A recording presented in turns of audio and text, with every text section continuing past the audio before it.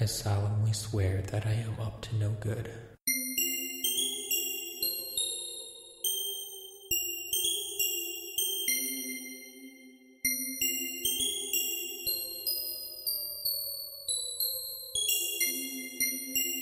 Hey everybody, welcome to Tales from Godric's Hollow. This is episode 51. This is the beginning of Book 5, Harry Potter and the Order of the Phoenix.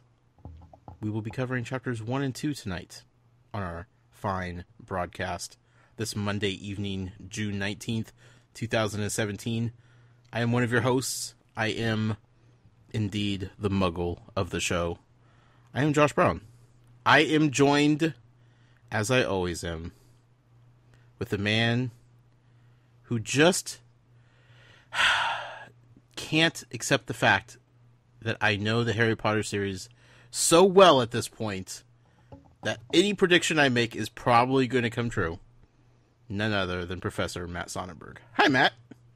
Hi, Josh. We've taught you well. It's... I don't want to gloat too much, but I'm probably going to this episode. I feel... Everybody's expecting it. Yeah, maybe I'll go the humble route, Matt. Maybe I will tone it down a little bit and just go with the flow and, just sit back and bask in my glory silently. Okay. Probably not so. We'll see how that goes. Yeah, it's not going to last long, Matt. Yeah. It's going to be a fun show. I am excited to talk about this episode already. I was the moment we stopped reading last night. It's going to be fun. There's been some things that I've been looking forward to for almost a year now, Matt. Almost a year. Almost. And, vindication feels nice after this long. But first, I want to say thank you to our lovely guest that we had last week, Val. She joined us for the movie episode. Absolutely. Call in the boot, and we called in Val, and from what I gather from people, everybody seemed to enjoy her on the show, and I thought it worked out well, and it was a fun episode.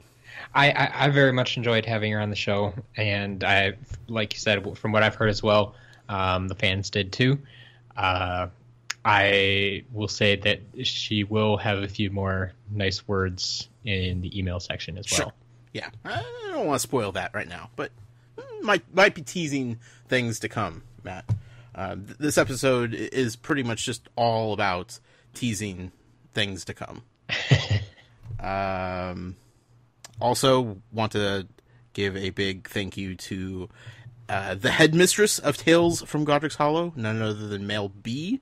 She invited you and I to join her and her wonderful co-host on Witch Weekly podcast, which we did a couple days ago. It's now available to listen to. We had a lot of fun. I enjoyed it. Did. Yeah, it was a good show. Yeah. I will say there is nothing quite like being a guest on someone else's podcast. Because you just show up and you just talk. The best podcast is the one you don't have to edit. Oh, and prepare for and think about and stress about, and you just, set aside an hour of your time and show up on somebody else's show and make magic happen. Yep. That's what we did, Matt. We did. It was a fun episode. So I implore everybody to go over and check out Witch Weekly podcast, the second best Harry Potter podcast in Australia, and, give it a listen. You can listen to Matt and the Muggle joining the lovely ladies over there at Witch Weekly. Episode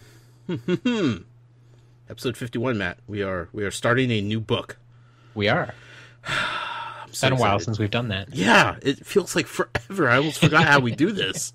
Like, we cracked open the book last night. It's like, wow, these pages are stiff, and, like, it's hard to hold the book because, there's so much of the book, after the 2 chapters that we read. It was cumbersome. Sure. But I'm excited for this episode. It was a fun start to the book.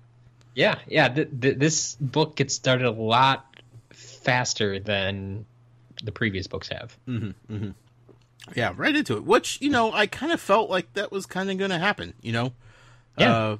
We don't have time for fluff anymore in this world. There are there are dark forces around. There are bad things brewing in every which corner of the world, and we don't have time for fun and games anymore. This is strictly business. All right. Just like this podcast, Matt. No Let's get down to fluff. Just straight. Just get right down to the nitty gritty. Also, if you're listening to this and you haven't heard the most recent Muggle Theories, it was released early for our Patreon subscribers. It will be up on this feed when this episode goes live as well. So if you're listening to this and you haven't checked out the Muggle Theories, definitely be sure to check that out. I don't think anything really happened in these first 2 chapters that are going to make or break the Muggle Theories in any way, shape, or form. But still a fun listen. So yeah, definitely worth listening to before you listen to this episode. Yeah, it'll show up. Just take a listen, is what I'm saying. Just stop right now. Go download the other one. Check it out. It's like 20 minutes. And then come back here. We'll be waiting. Let's see. Matt, I think we have a giveaway to announce, my friend. We do. What are we giving away this week? This week we are giving away that mystery Funko rock candy figure. The one I can't tell you about just yet. So it's not a Funko rock candy figure of Mrs. Fig. No. Dang it. That would be quite the figure, though. I would definitely give away one of those if they made it. Yeah. As we were reading, I was like, is that why Matt wouldn't tell me? Like, because, like, I don't know, like, if you would have said her name, I would have had any clue who you were talking about. So I think you would have been safe, but I was like, yeah, that's a very obscure character for everybody to be. I think I'm the only one that's excited about that character. So it'd be weird for them to have like an actual figurine of her. So, okay, so it's not her. Funko has done crazier things. That's true. So it's still not a character I know yet, is what you're saying. Correct. Because we learned about some new characters in these 2 chapters, Matt. A few. A couple. But none of them are these that we're giving away? No. Okay. Well, it'll still remain a mystery. If you want it to be a complete mystery, Matt will send it to you in a complete mystery box. You will have no idea what it is until you open it. If you want to know ahead of time, if you're the winner and you want to know what your prize is, I'm sure Matt will be more than happy to tell you who it is. But either way, we need to decide who wins this thing before we just go giving it away. So, yeah, this week we asked you to send in your favorite character. That's right. And we didn't limit it to characters we've met so far. Just your favorite character in the entire series. Sure. How many are spoilers of the submissions that we got? A large number of them are spoilers. You guys are incredible. Some of them, like, they're either a character we haven't met yet, okay, or it's a character we've met, but you ask them to write in why, and the why is from like future events. That's fair. So there's a lot of spoilers going on, but once we pick a winner, I'll see what we can actually read and go from there. Sure. How many are Snape? I couldn't tell you right now. Too many, probably. There is at least one, I can tell you for sure. You're not allowed to enter your own contest, Matt. I know. Okay. I'm not the only one out there. Well, let's pick a winner. If we could read it, awesome. If not, maybe you could dance around it if you feel creative enough. If not, we'll just leave it a mystery. The whole thing's just a mystery, Matt. I know. Okay. Someday, you'll get to see these. Hope so.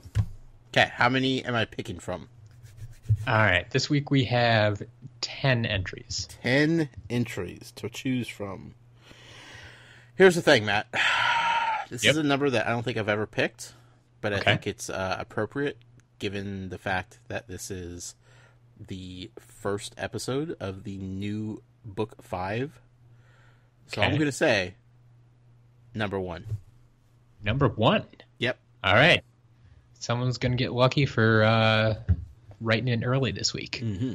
One of these days, I'm going to make you just like randomly shuffling them around too, so people don't start feeling like the sooner that they write in, the less likely they are to win. Sure. Well, our winner this week is Lauren. Hey, congratulations, Lauren.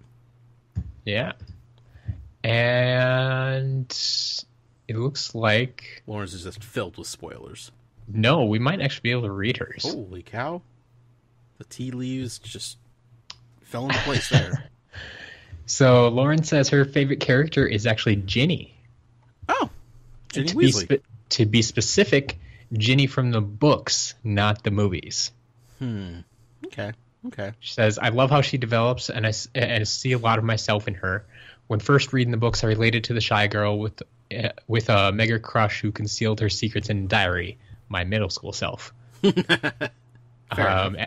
As Ginny grew up, so did I, and from book 5 on, I saw a strong young woman who stood up for herself more and ended up as an outgoing, friendly, intelligent, and talented character who becomes very confident in herself. Awesome. This journey that Ginny goes through is very similar to the journey that I went through from middle school through high school. I love her. That's probably why she's a Gryffindor. Well, congratulations, Lauren. Thank you for picking a favorite character that I can talk about here on the show, and you explained it without spoiling everything for me. That's why you're the best, and you won this contest. Everybody else ruined it with all their spoilers. I'm kidding. Yeah. There are a lot of spoilers. I left it open, so it's my own fault. I know. I'm just glad it worked out well, Matt. It did. It could have been a really awkward segment.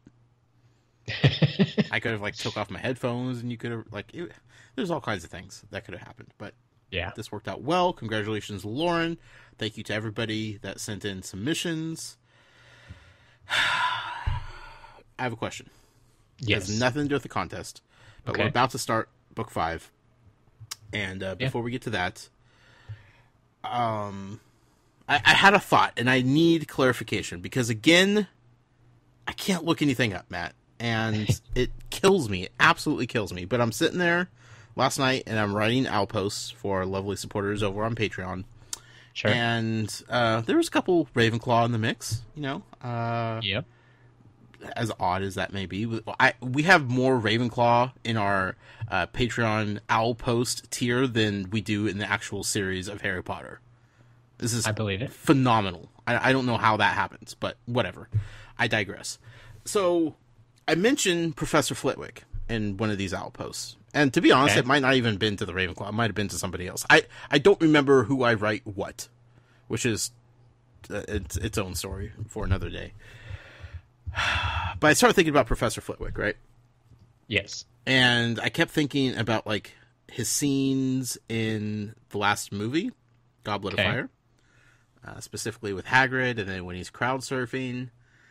And I got to thinking, Matt, you guys told me that the only actor that has changed in the course of the movie series was Dumbledore. Yes. In this movie, Professor Flitwick is just a little dude with a mustache and slick back hair. Yep. But maybe I misinterpreted something, but I'm pretty sure in the earlier movies he had a long gray beard and looked like a little gnome dude. Yes. Am I crazy?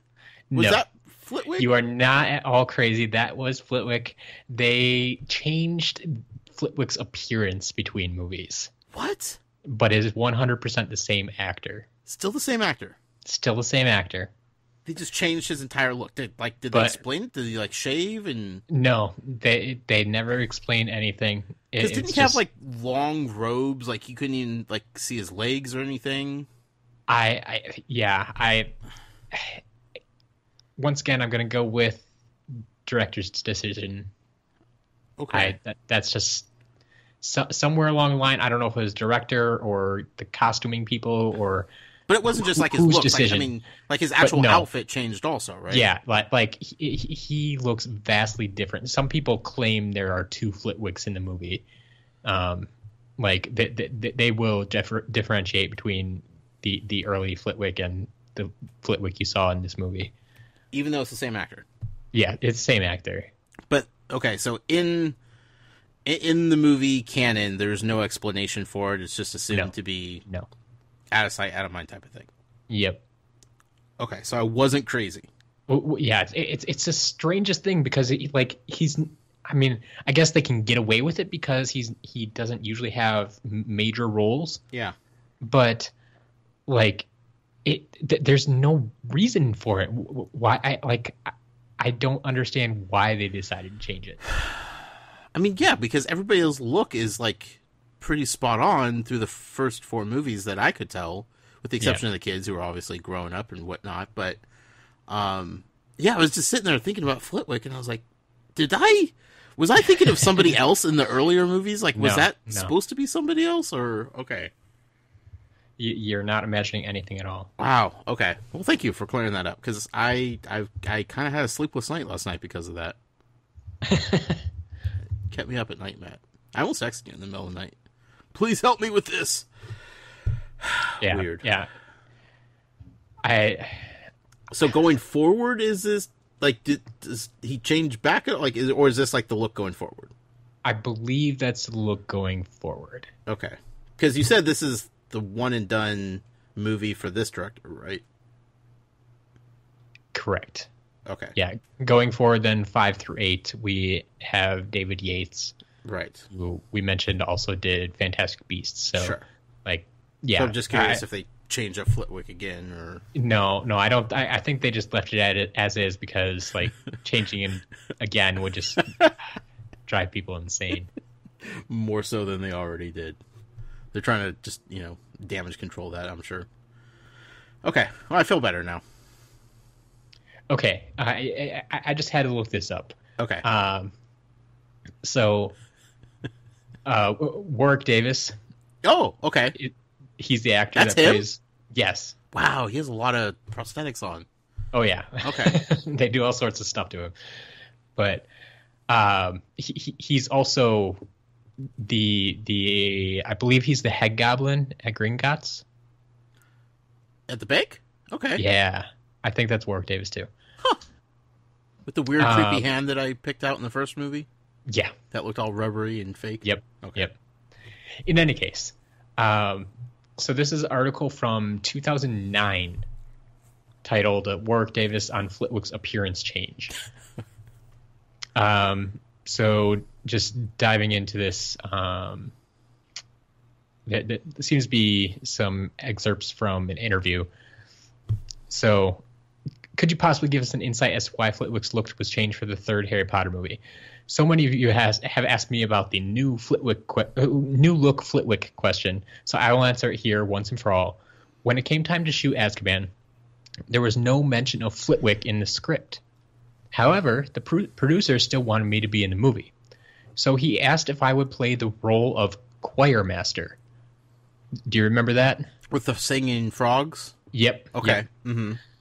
And instead, of course, I said yes. When it came time to shoot Goblet of Fire, the director, Michael Newell, the new director now, said he liked the look of the choir master. And from that moment, the character became known as Flitwick. So when he was the choir master, he wasn't necessarily supposed to be portraying Professor Flitwick. Apparently not. Interesting. So he was another non-named character, but then they liked the look, and they decided to adapt that look for his character that he was... Yep. What in the world are they doing with this movie franchise, Matt? It's what happens when you have 3 directors in 4 movies. How did J.K. Rowling allow this to happen? I feel like she has some creative input, right? You would think so. Boy, oh boy. I think she had less input on the movies than most people probably realize. Yeah, I mean, she was still busy writing the books at this point. Oh, yeah, definitely. Okay. So she was wrapped up in other things. Wow. Okay. Well, that's interesting. Well, at least we have somewhat of an answer now. So then Professor Flitwick was not in Azkaban at all, in any capacity, is what you're saying? I guess if you would look at the credits, probably not. Huh. Like, the actor was there, and the guy who now looks like Flitwick, or who is Flitwick now, right. that the portrayal of that character has the exact same look as a character in Azkaban. Sure. But he was not technically supposed to be Flitwick. But the look of Flitwick from the first two films never appeared in the third one. Correct. With the long beard and whatnot. Correct. Like the little mini Dumbledore. Huh. Okay.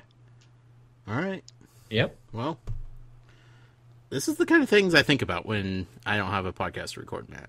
Oh, it's all good. It's all good. It's things people have commented on and thought about for years. So. Sure. But everybody else has the ability to just go online and look the stuff up. Oh, yeah. I just have to sit here and stew on it. Or like I said, text me sometime. Yeah, well, I figured that was a pretty weird random question to just open with, so. And it would make for a good podcast conversation. There you go. Speaking of which, let's get into Book 5, The Order of the Phoenix. Yes. Chapters 1 and 2 tonight, Matt. Let's do it. Let's do it. Chapter 1, Dudley Demented.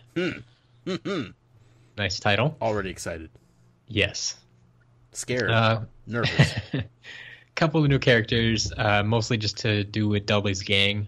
We had Malcolm Gordon and Mark Evans, who is apparently a victim of Dudley's gang somewhere along the way. Is he the 10-year-old? Yeah. Okay. Does Big D count as a new character? Because I feel like alter egos may play into this a little bit. Well, I don't think I ever gave you the new character of Padfoot or anything like that. So. That's true. All right. Well, Big D is a returning character, apparently. Yep. Wow. Where do we start, Matt? Where do we start? We start with Harry Potter just laying in some flowers. Yep. Back on Privet Drive. Mm-hmm. I like the opening description. For the first time, I kind of realized that we didn't get the recap in full like we normally do. Yeah? Like, I felt like this description of Harry Potter was like kind of borderline recap, but I also looked at it as a very creative way to kind of like ease the reader back into this world, you know? Sure. Because this book was, 3 years after book 4? Mm-hmm. So, you know, it's been I think this is what we kind of discussed last time, too, is that, like, this is about the time where the series really took off, like, worldwide. Right. Like, this is when everybody... I think we have a couple emails today that this is when everybody kind of realized it was a thing. Yeah. There are a lot of people that, you know, just got started when book 5 before book 5 came out, and like book 5 was the first one they got to read with everybody. Right. Type of thing. But like the normal recaps that we get are just like they're intended for people if they skip the previous books to get you caught up on the basic knowledge of what you needed. But this didn't feel like, hey, if you've never met Harry Potter before, this is Harry Potter. It was more like, hey, it's been 3 years since you know, last read about this character. Let's just ease you back into like your mind palace and like paint that picture elegantly of what this boy looks like, and just like kind of like a very slow zoom in, you know, like I'm imagining like the camera, you know, like in space, you know, and it's just like very slowly zooming into this one kid, you know, and as you're getting closer and closer, you're getting more features described, and it's like, oh yeah, that's Harry Potter. Of course it is, you know. It was nice. It felt like a warm blanket, you know. I didn't feel anxious or angry that I'm getting a recap of somebody that I already knew. It was just like sitting back and just having a nice little memory of somebody that you know. Yeah. Just a gentle reminder. Yeah. And I liked it. It painted the picture. You know, there was also... I think everybody was kind of wondering in what state he would be in at this point, you know, after the events of the last book. So it was a nice, just kind of gentle, get back into the swing of things type of thing. Sure. There was immediate hint of neighbors at Privet Drive. And my head immediately went to the old crazy cat lady, right? because I was stuck on this, Matt. Like, I'm not going to let that go at this point. You've been waiting for her. And at this point, when they're just casually mentioning neighbors, I was like, okay, crazy cat lady, that'll make for some good laughs on the podcast, and we'll go about our business. No idea what was about to happen next. Mrs. Fig is an actual reoccurring character now. Yes. She's back, and she's glorious. Yes, absolutely. There was something special about her way back in the day, Matt, and I couldn't put my finger on it. I don't know how you even got that close. But... And that was back before, I knew and could, decipher the writing of J.K. Yes, this was back in book 1. Yeah. And we got mention of this crazy cat lady. And, to be perfectly honest, I think this was back before we even had you hooked on the series. Oh, yeah. Yeah, because I was just I want to know more about her. She seems interesting. Why aren't we talking about her? Why are we so wrapped up with these Dursleys? Let's talk to the babysitter. She seemed fascinating in her own special way. Yeah. I knew there was more to her story, Matt. But, like the giant squid, I kind of, at one point, felt like, this is just a me thing, This is just something I'm going to hold on to and maybe want more information about, but will never solidly get.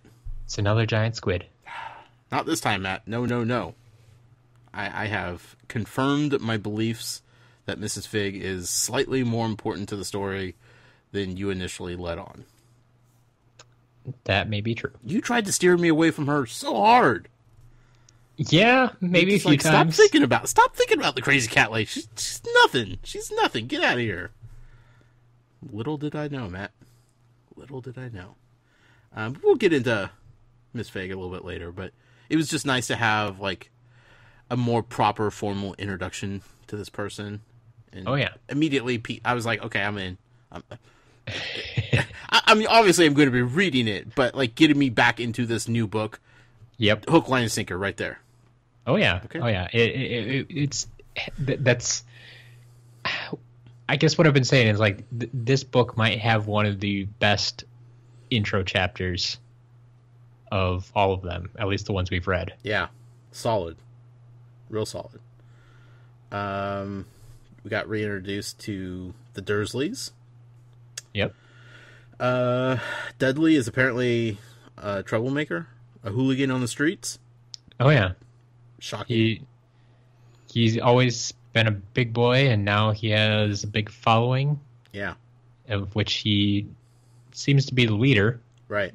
And even though his parents don't quite know what's going on, they think he's off having tea every day. I mean, honestly, even if they knew what was going on, I don't feel like they would care too much.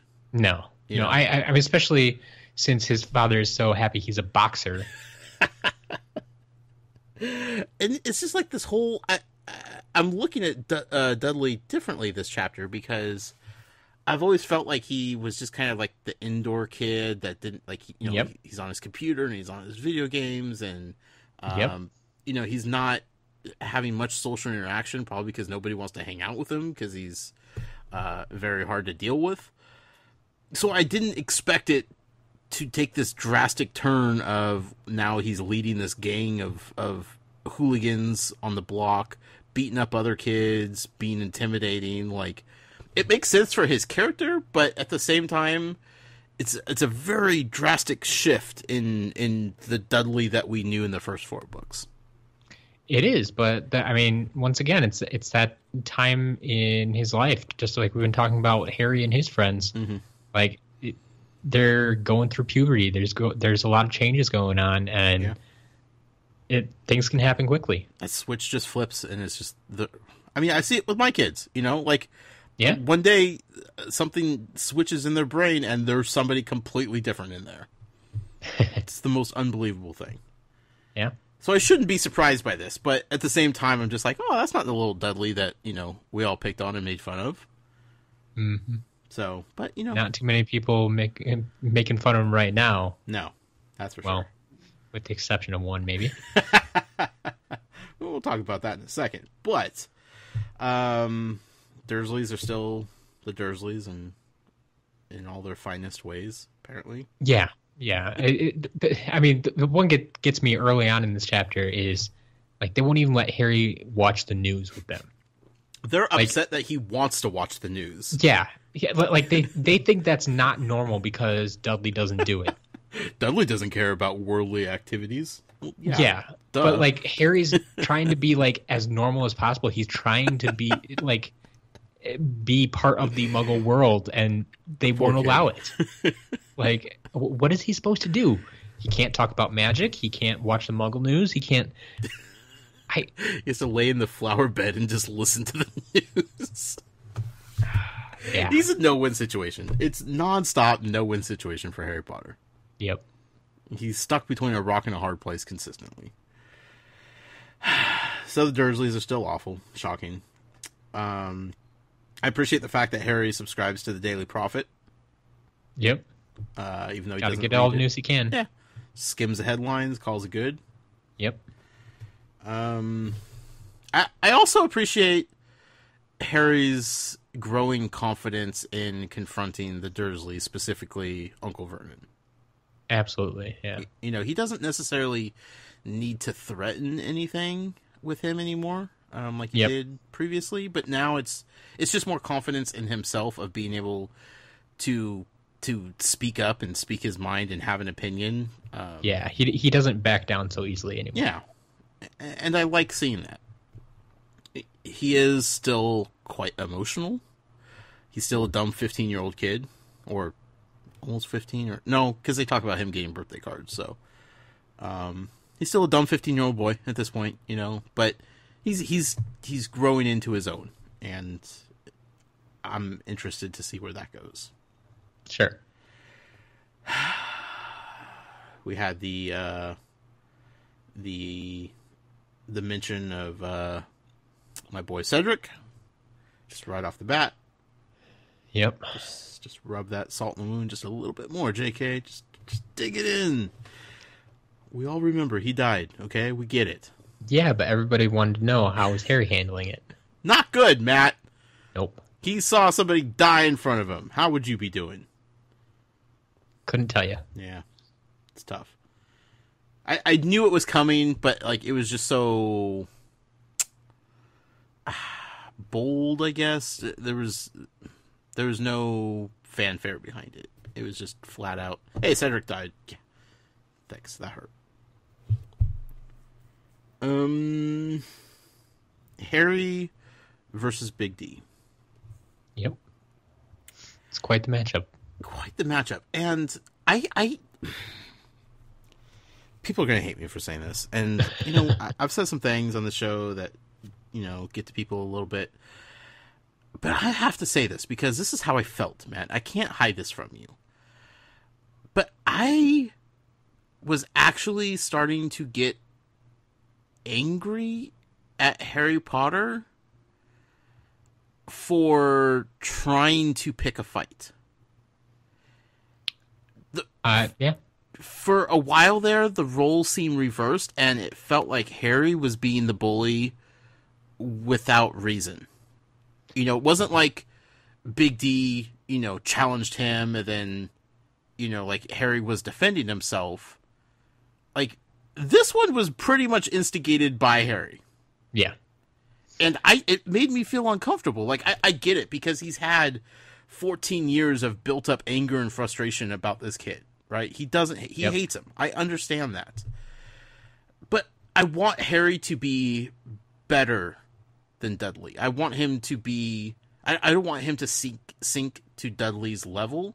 And that's what he did here. And it upset me that he was being the bully in this situation. Well, if it's of any comfort to you, I can tell you you're not alone there. Really? Yeah. Okay. That's good to know. Because I felt like people are going to pile on because I'm not defending Harry Potter in here. And, like you're definitely not alone. Okay. It felt awkward. Like, I felt uncomfortable reading it because it's just like, Harry, back off. Like, he doesn't want to fight. Like, he's trying to leave you alone. He's trying to do his own thing with his own little gang. He's not bothering you. He's not threatening you. Why are we poking the bear here, you know? Yeah. And then he kept at it. And then finally Dudley started retaliating, and then it went back, and it's like, okay, now I'm being defensive for Harry Potter's sake because, you know, Dudley's going to some low places here. But for like the, you know, for a little bit there, it just, Harry was relentless in him trying to pick on Dudley. And maybe it was just because he was being so emotional about everything. Like, he thinks his friends abandoned him, which is kind of weird. I think that all plays into it. Yeah.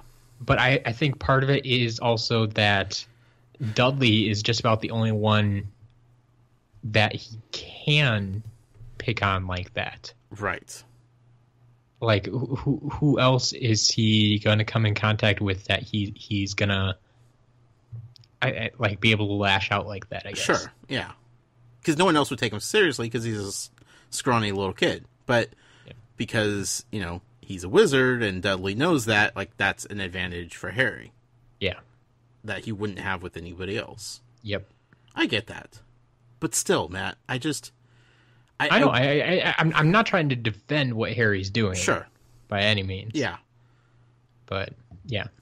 It made me uncomfortable. And I want Harry to be better, and, you know, maybe this was a lesson learned, hopefully, but it was just, again, like a weird character shift here. So, that's my 2 cents. Okay. They get into it. They're about to fight. Like, it's going down at this point. Like, Harry poked him enough. Now, Dudley is poking back. Like, tempers are flaring. We're about to do this, right? Harry has a wand pointed at Dudley. Things are about to get real. Dudley's yelling at Harry. Harry's yelling back at him. Tense situation all the way around. I didn't appreciate Dudley throwing out Cedric like that. Like, using Cedric's name.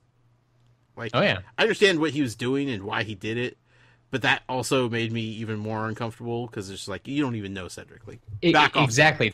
That's the thing. That's why, like, if Dudley had known who Cedric was and why Harry was having nightmares about him, yeah, like, he wouldn't. I don't think Dudley would have even gone that far.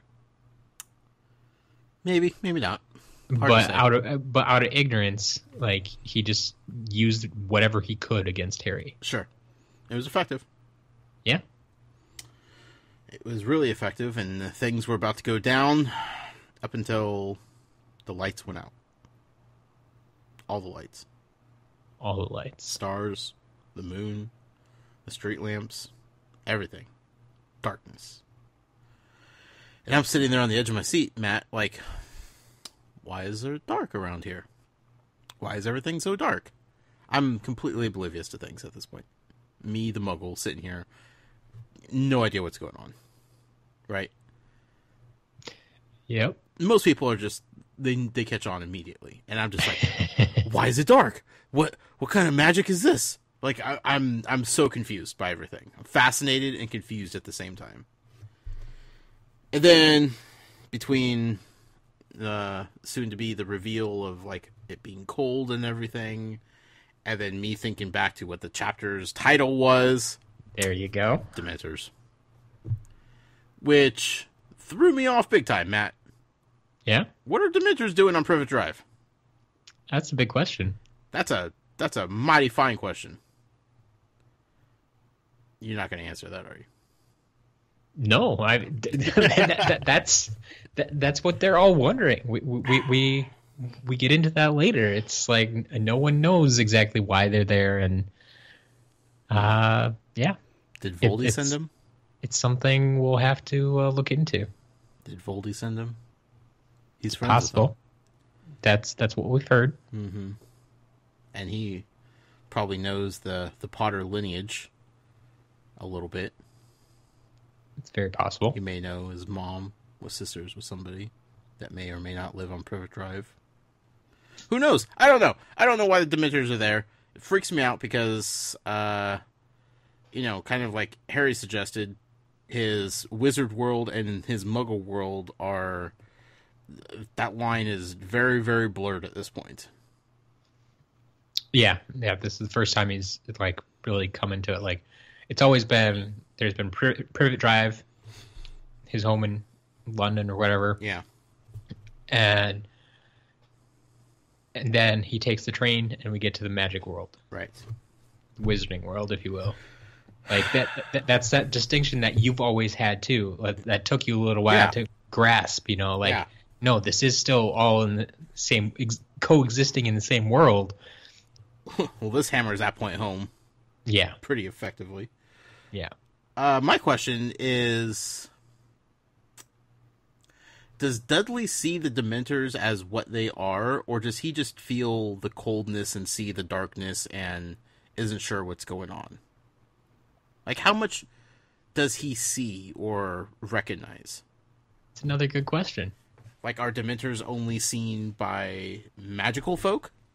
You know, like, which would essentially allow them to, you know, parade around Privet Drive without being noticed or people freaking out? Because in the second chapter, you know, like, Dudley's kind of starting to recount the situation, but he never, like, specifically talks about anything that he says. He just says that he felt cold and it was dark and, you know, he felt like, you know, joy and happiness was being sucked out of him. But he never said, oh, there was this giant creepy thing with no face and weird hands and a cloak and no feet and it was trying to kiss me. Like, that description never popped up. So that made me think, does Dudley see these? Does any muggles see these things? It does make you wonder. It does, Matt. It makes me wonder big time. Maybe we'll get answers. Maybe we will. We didn't in this chapter. Nope. So Harry uses the Patronus charm after a couple attempts. Yes. Well, okay. One thing I want to note before that. Sure. Did you notice the little bit of magic he did prior to that? Oh, he illuminated his wand without holding his wand? Yeah. That was pretty slick. That was really slick. Then it made me start thinking, what else can he do without holding a wand? Like, I know wands are like the conduit for magic. And like, exactly. It just helps you concentrate it. Yeah. Yeah. So... That just once again goes to prove the point that wands aren't 100% necessary to do magic. Sure. But does it makes it a whole lot easier. More powerful wizards to be able to do magic like that without a wand? Was it? Oh yeah, yeah, definitely. I mean, to do wandless magic, it's a whole nother realm. Okay. I mean, granted, the wand was right next to him. You know? Yes, and it was a fairly minor spell that they learned in like their second year? First year. First year? Yeah. And they use it when they're exploring the it's trials, very possible. The Sorcerer's Stone. Yeah. In any case, yeah. Very rudimentary spell. So, I mean, that helps too. But the fact that he could make anything happen is pretty impressive. There was like a little bit of confidence in him. Like he didn't seem shocked that it happened. Right? Oh, yeah. Well, like, he just kind of blurted it out of habit. Yeah. It's like, I need light, so this is what I do. This is what happens. Yeah. Also, because I know we're going to get emails if we don't correct this sort of thing. The actual Lumos spell, because I'm referring to my spell book, Matt. Yes. Was actually first used in Book 2, Chamber of Secrets. There we go. However, in the first movie, Hermione used Lumis Solum to create sunlight. Okay. And she's rescuing Ron from the Devil's Snare. Yes. That's I believe a variation of the spell. Yeah. So, you know, just to avoid everybody writing in and saying how wrong we are because we don't know Harry Potter lore the way you guys do, let's just squash that before it happens. There you go. The spell book doesn't lie. Yeah, no, that was fascinating. That makes me... It's things like that that are little tidbits of possible things to come later on. Like, I feel like there's a good chance Harry Potter is going to be without wand at some point, and he's going to be able to use magic without a wand. And if he did it at that point, it would be kind of ridiculous and seemingly impossible. But now that the seed has been planted that he's able to do it, it's a sign of things to come. Yeah. And maybe he'll start practicing. Like, maybe he's like, wow, I can do this without a wand. Let's give this a shot. Let's see what I'm capable of, you know? Maybe not now, you know. He has some issues that he needs to resolve, legally speaking. But maybe if and when he gets back to Hogwarts, he could start trying the wandless magic approach. Just in case. You never know. Yeah. You know, he lost his wand at the Quidditch World Cup. Who knows what could have happened? If he was prepared, he would have felt more confident in things. Okay, so Dementors. Harry tries the Patronus charm. It took him 3 attempts? Yeah. Right? Yeah, he hasn't done that in a while. Yeah. That seems like a very taxing charm to use. Well, yeah, because that's something that they said a lot of fully qualified wizards can't produce a Patronus charm like Harry can. Right. So, yeah, it's not all that surprising that it takes him a while to kind of, okay, this is what I need to do. And because it's been a while since he's done it with a real Dementor, too. I don't think we've seen that since the end of book 3, probably. Yeah, because when they're at the lake in the maze, but that was because of a boggart. Yeah, he's tried it with boggarts a couple of times, but yeah, it's not quite the same. Yeah, I mean, and it's such an emotional type charm, you know, like you're summoning like your happiest memories and feelings into producing this magical creature to save your life, essentially. It's that could be difficult to just get back into the swing of things like that, especially when like you're literally trying to save your own life at this point. So it worked. I was happy that he produced one. I was happy to see like just how much control he had over it. Yeah, that's something we haven't really seen before. Right, like at the lake, it just kind of came out and then it did its own thing and it was gone. Yep. But this one, he was like controlling and maneuvering and speaking to. Yeah, I mean, it went right for where the heart would be on the Dementor with its antlers. Yep. Just took him out. It went after the Dementor that was attacking Harry, and then he's like, "Over there, go get that one." Mm-hmm. Like he had full control over this Patronus. Yeah, that's exciting. Yeah, he may need that going forward. I feel like he's not done with Dementors. Not by a long shot, Matt. Then we got a Mundungus Fletcher reference to end the chapter. Oh yeah, such a good name. Have we met this character before? We have gotten references of him before. This is the first time we're actually going to meet him in person, if I remember correctly. Yeah. So there is one particular reference that we had recently that kind of glad you didn't pay too much attention to. But it was at the end of book 4. Mm-hmm. And this was Dumbledore talking to Sirius after he found out Voldemort had returned. Okay? When he sent Sirius to go round up people? Yes. He says, Sirius, I need you to set off at once. You're to alert Remus Lupin. Yep. Arabella Figg. Gotta be kidding me. Mundungus Fletcher, the old crowd. Then lie low at Lupin's for a while. I will contact you there. See, this is why it threw me off. If Fig and Fletcher were named first, I would have paid more attention to their names. Yep, and that's exactly what I was hoping would happen. But she started with Lupin, and I just got excited and happy. I'm like, oh, cool, Lupin's coming back. I don't even care who those other two people are.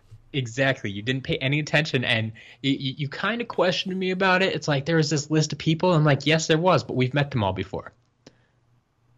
Unbelievable, Matt. Which is not a lie at all. Unbelievable. We've met Mrs. Fig before, and we've gotten mentions of Mundungus Fletcher. When else was he mentioned? Do you know specifically? Oh, I can't remember specifically, but he was mentioned actually early on. Okay. Just a few couple of times. Name drops. Yeah. Yep. Man, it's right there in front of me. I could have finished book 4 with the excited feeling of having the crazy cat lady back in my life, Matt. And you didn't even let me have that one little bit of glory. No, because that makes this reappearance so much more exciting. Did any of the listeners catch on to that? Honestly, that I blew right past it in book 4? Oh, that you blew past it in book 4? Yeah. Yeah. Okay. They all knew it was coming at the end of book 4 because they've reread it so many times. I actually forgot that it was at the end of book 4. I was thinking the next mention was at the beginning of book 5. Sure. But yeah, they brought it up again. It's like, oh shoot, I hope he doesn't catch that. But yeah. Well, again, like even with her name, I would have had to ask you who she was, and you either would have had to lie to me or just not answer the question. You've gotten into so much of referring to her as Crazy Cat Lady. Yeah. I reminded you a couple times that she's called Mrs. Fig. This is at the end of book 4 was actually the first time we got her first name. Yeah. Arabella. Right. Which so, I don't think we get in this book yet, or these 2 chapters. No, it's Mrs. Fig because it's just Harry referencing her. It's when the adults talk that we get first names usually. That makes sense. Yeah. Because it was Dumbledore talking to Sirius. It's like, yeah, Arabella Fig, sure. Well, I feel dumb, Matt. But it's my fault. You know, I wanted Mrs. Fig to be important. I wanted the Crazy Cat Lady to be important, but I don't think I had the confidence in that prediction that I needed to really hone in on something like that. So, sure. Here we are. Mundungus Fletcher. What a name. Yes. It's fun to say. Mundungus. It is. I feel bad for him, though. He's probably picked on as a kid, right? I'm pretty sure he gets picked on as an adult. Yeah, Mrs. Fig doesn't really care for him too much, does she? No, not at all. Well, let's go on to chapter 2, shall we? Yeah. The end of chapter 1 is one of my favorites. Is don't put it away, Harry. Like, yeah. That reveal right there. It's like, wait, you know, right? Like, bam, just smacks you in the face, and on to chapter 2. Yeah. Chapter 2, a Peck of Owls. Which I was confused by, because I sat there and I thought, Matt and I have discussed what a flock or a group of owls is called. Do you remember what it is? Had something. No, I don't. We thought it made sense because the owls are wise. Yeah. Yep.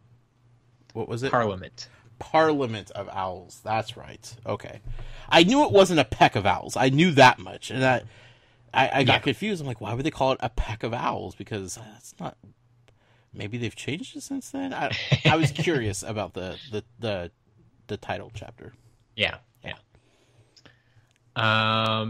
One kind of new character, I guess, in Mr. Tibbles. Oh, yeah. Yeah. Mr. Tibbles. Yeah. I think we may have actually gotten mention of him before. Like, I think we've gotten mention of some of Mrs. Fig's cats, but I've never included them in the characters list. Sure. Why would you? They were just cats at that point. Yeah. Not anymore, Matt. So, there you go. This is a whole brave new world out there. Everything on Privet Drive is turning upside down from this moment on. Absolutely. And again, this kind of goes into the you can't believe everything that you're told theory for this series, because everything that happened in this chapter was just like, are you kidding me? what? No way. Seriously? What's going on here? You know? Like, the only thing consistent about this entire chapter, these two chapters, really, the only thing that was, the only character that was true to the character that we know as of this point in the series was Uncle Vernon. He was the only one that was still the same character that we met 5 books ago. I will give you that 100%. By the end of this chapter, it's just like, I don't know who anybody is. Uncle Vernon is the truest character of this entire series. You ever think you'd be saying that? No. And it's frightening. But I have my eyes on him, Matt. I'm not letting him out of, you know. Yes. He could pull a fast one on me, but, you know, a weird part of me thinks that, like, by the end of this entire series, like, Uncle Vernon is still going to be exactly the same way of when we first met him back in the first book. We'll find out. We will. Yeah. Boy, oh boy. So I have to say, I just love how J.K. takes common phrases and ideas that we have in our Muggle world, and just so carefully gives them a wizarding twist. Yeah. For example, Mundungus Fletcher left her a batch of cauldrons that fell off the back of a broom. We all know exactly what she's getting at, and they elaborated on a little later in the chapter, but yeah. That just gives you the instant idea of the type of guy he is. Yeah. His character is painted pretty specifically there. Yeah. But Mrs. Fig is a squib. She is. Question. Yes. What's with all these squibs having cats that they name and, like, assign, like, very important, like, guard duties to? Well, that is another good question. Maybe there's something more to these cats. I'm not, you know, I'm not that stupid, Matt. I see things. Mr. Tibbles, guessing he's a cat. It wasn't specifically said Mr. Tibbles was a cat, but it was very heavily not implied. In this chapter, you know.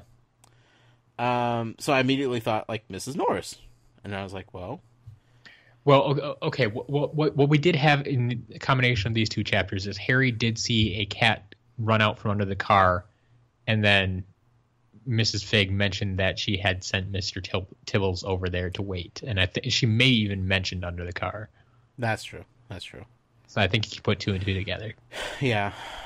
It also said, like, she put him on guard duty. I'm like, that's weird thing for a cat, but not really in this world anymore because Mrs. Norris is always on guard duty, so. Yep. Fascinating. Where's Crookshanks fall into all this, Matt? Cats are the most interesting animals in this universe at this point. There's more than meets the eye with cats, with felines in this world. Yep. We already know we can't trust any dogs. I mean, we Not have so much. Yeah, we have one that turns into a wizard, and we have, you know, another giant dog who's, you know, as harmless as a teddy bear. So, and then you have a dog with 3 heads. Whatever happened to him anyway? Is he still hanging out with Hagrid? Well, not like in his hut or anything. It's too big for that. He's probably just hanging down where he was. Possibly. Yeah. I need resolution with that. All right, so we got squibs, we got cats, we have Mrs. Fig knows Dumbledore. Mrs. Fig knows Dumbledore. She doesn't just know Dumbledore. Dumbledore assigned her to basically be Harry Potter's babysitter from the get-go. More or less, yeah. I mean, that's kind of what it sounded like, you know.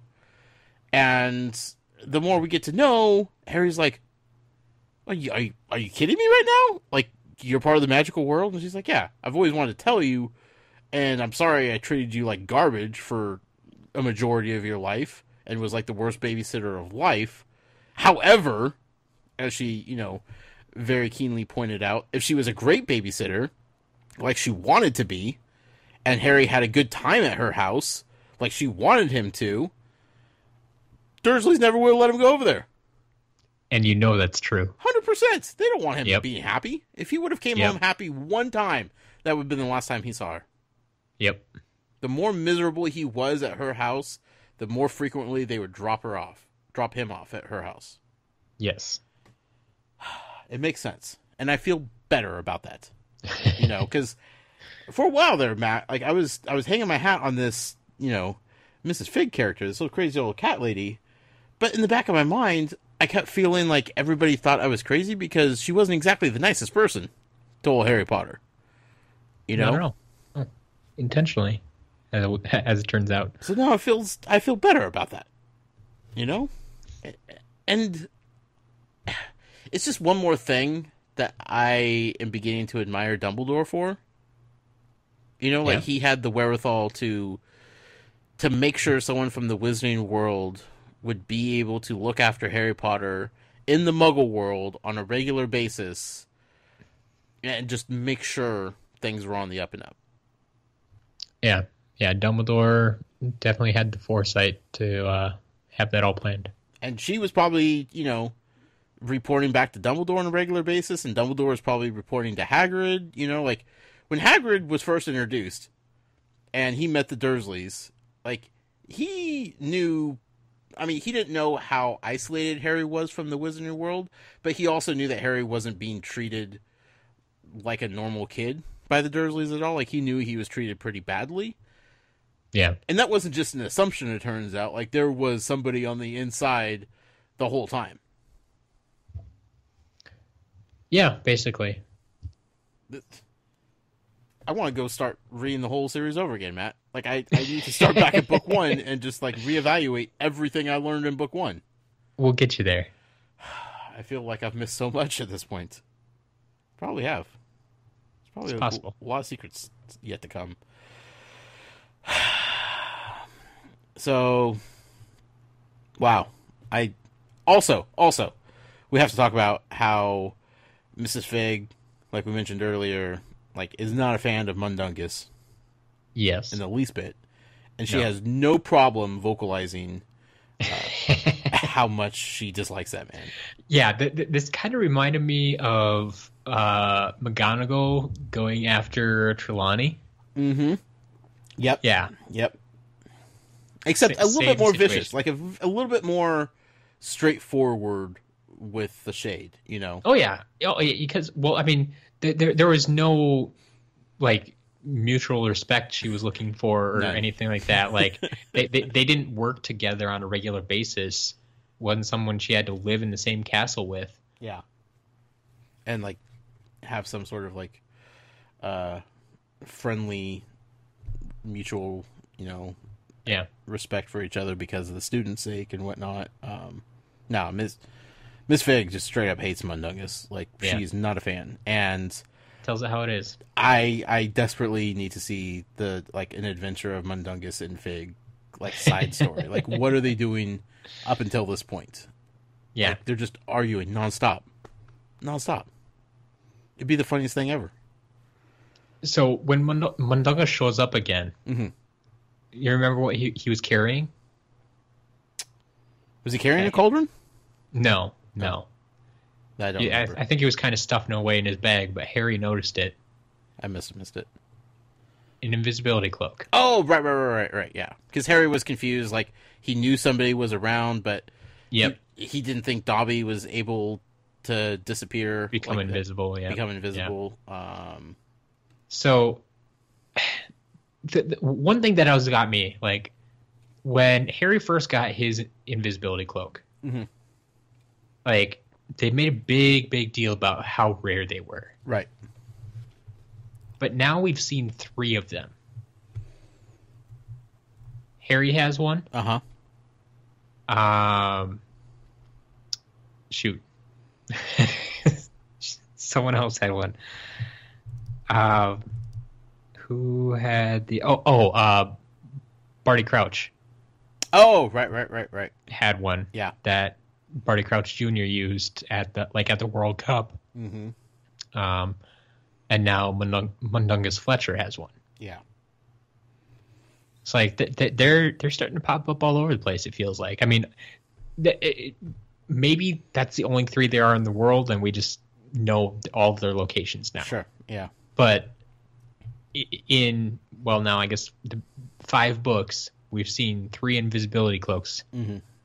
I think those odds are pretty rare. Yeah. That's also a little unsettling to think about how many people could just be walking around with the invisibility cloak. Yeah, yeah. So, who knows? Who knows? It is interesting, though. All right, so Dudley's a mess, right? Yes. He doesn't know what happened. Dursleys are freaking out.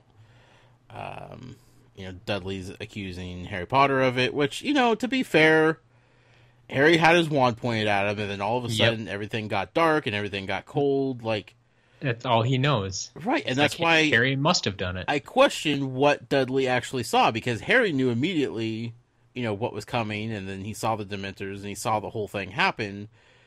But it seems like Dudley only remembers Harry pointing the wand at him, and then all the lights going out, then it getting cold, and then it feeling like his soul was getting sucked out.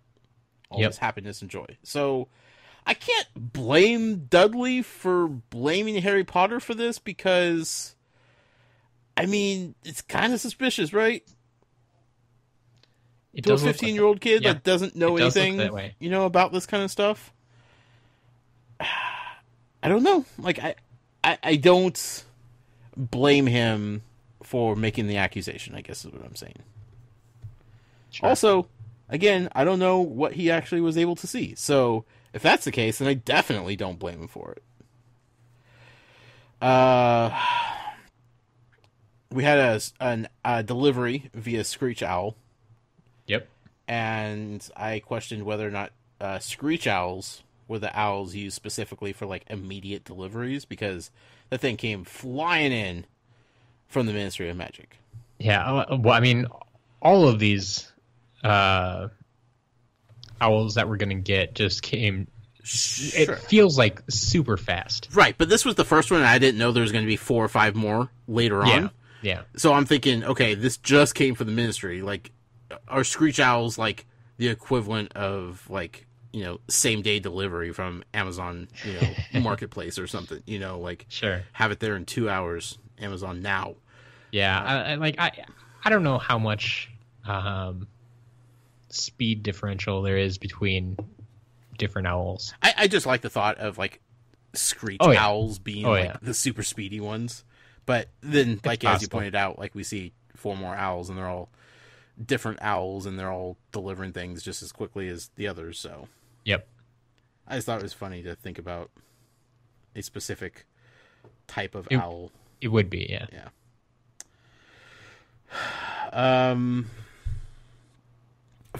We might as well just talk about the owls. Funniest thing in a long time in this book, like in this series, like the last half of Goblet of Fire, let's be real, was pretty much just a downer.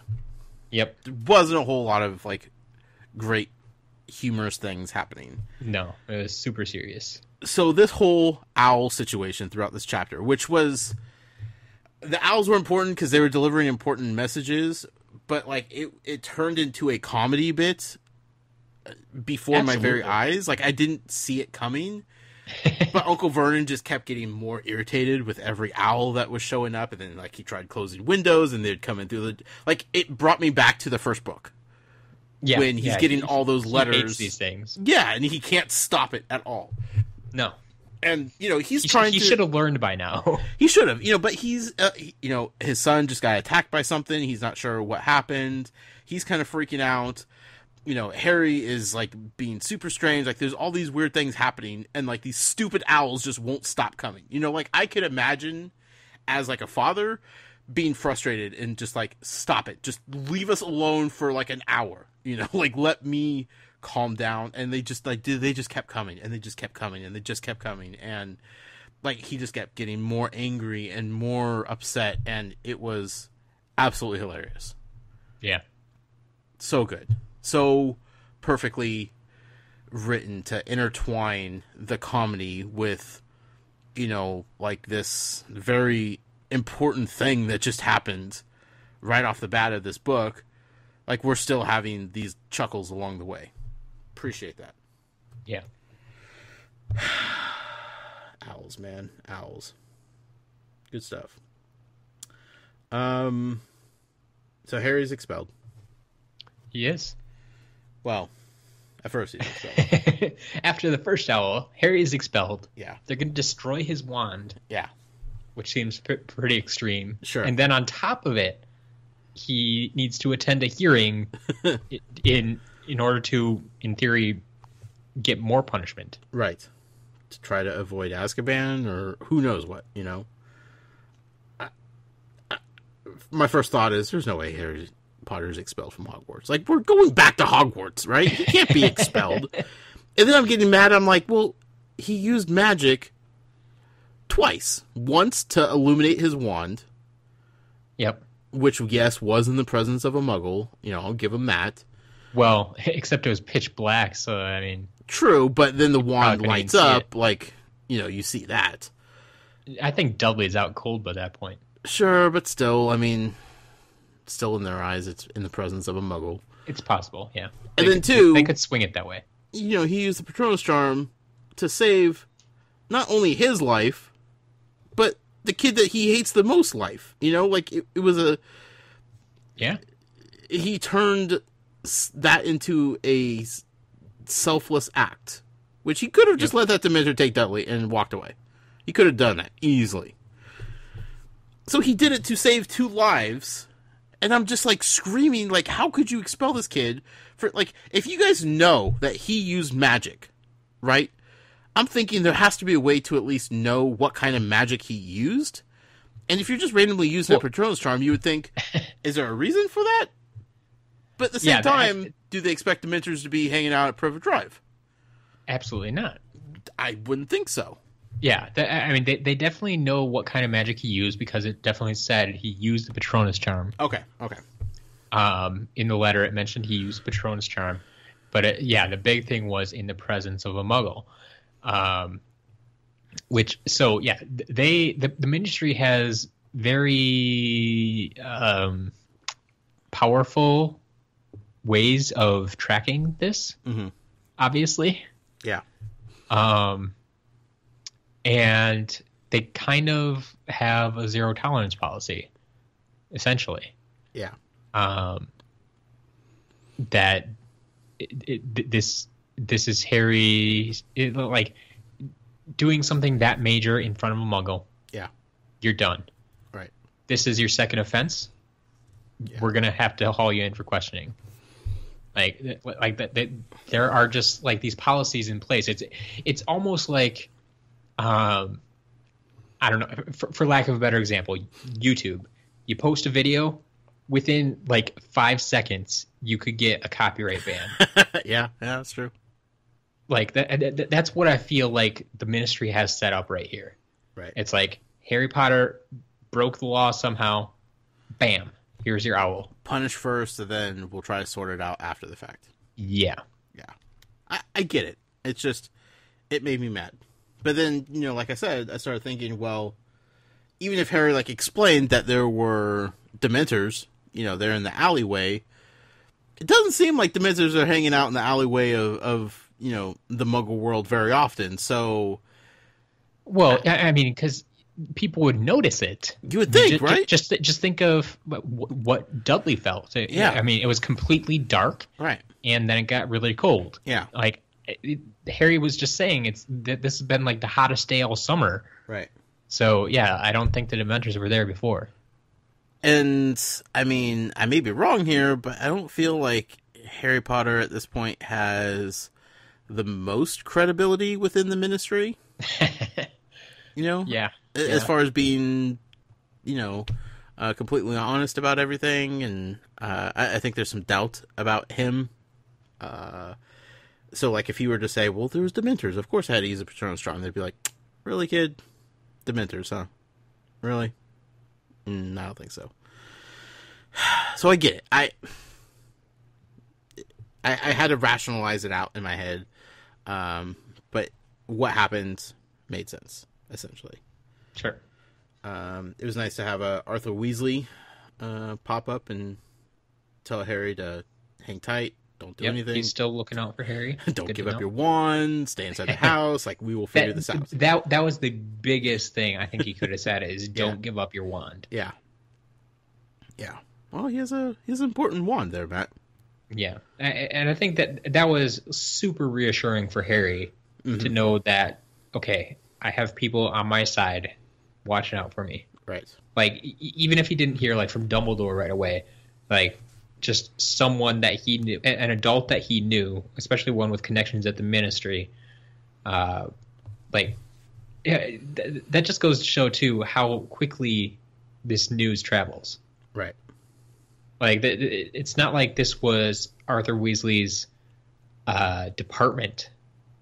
It's just he works at the Ministry, and he got word of it. Yep. And he scrambled to write the quickest letter he could to send it out immediately.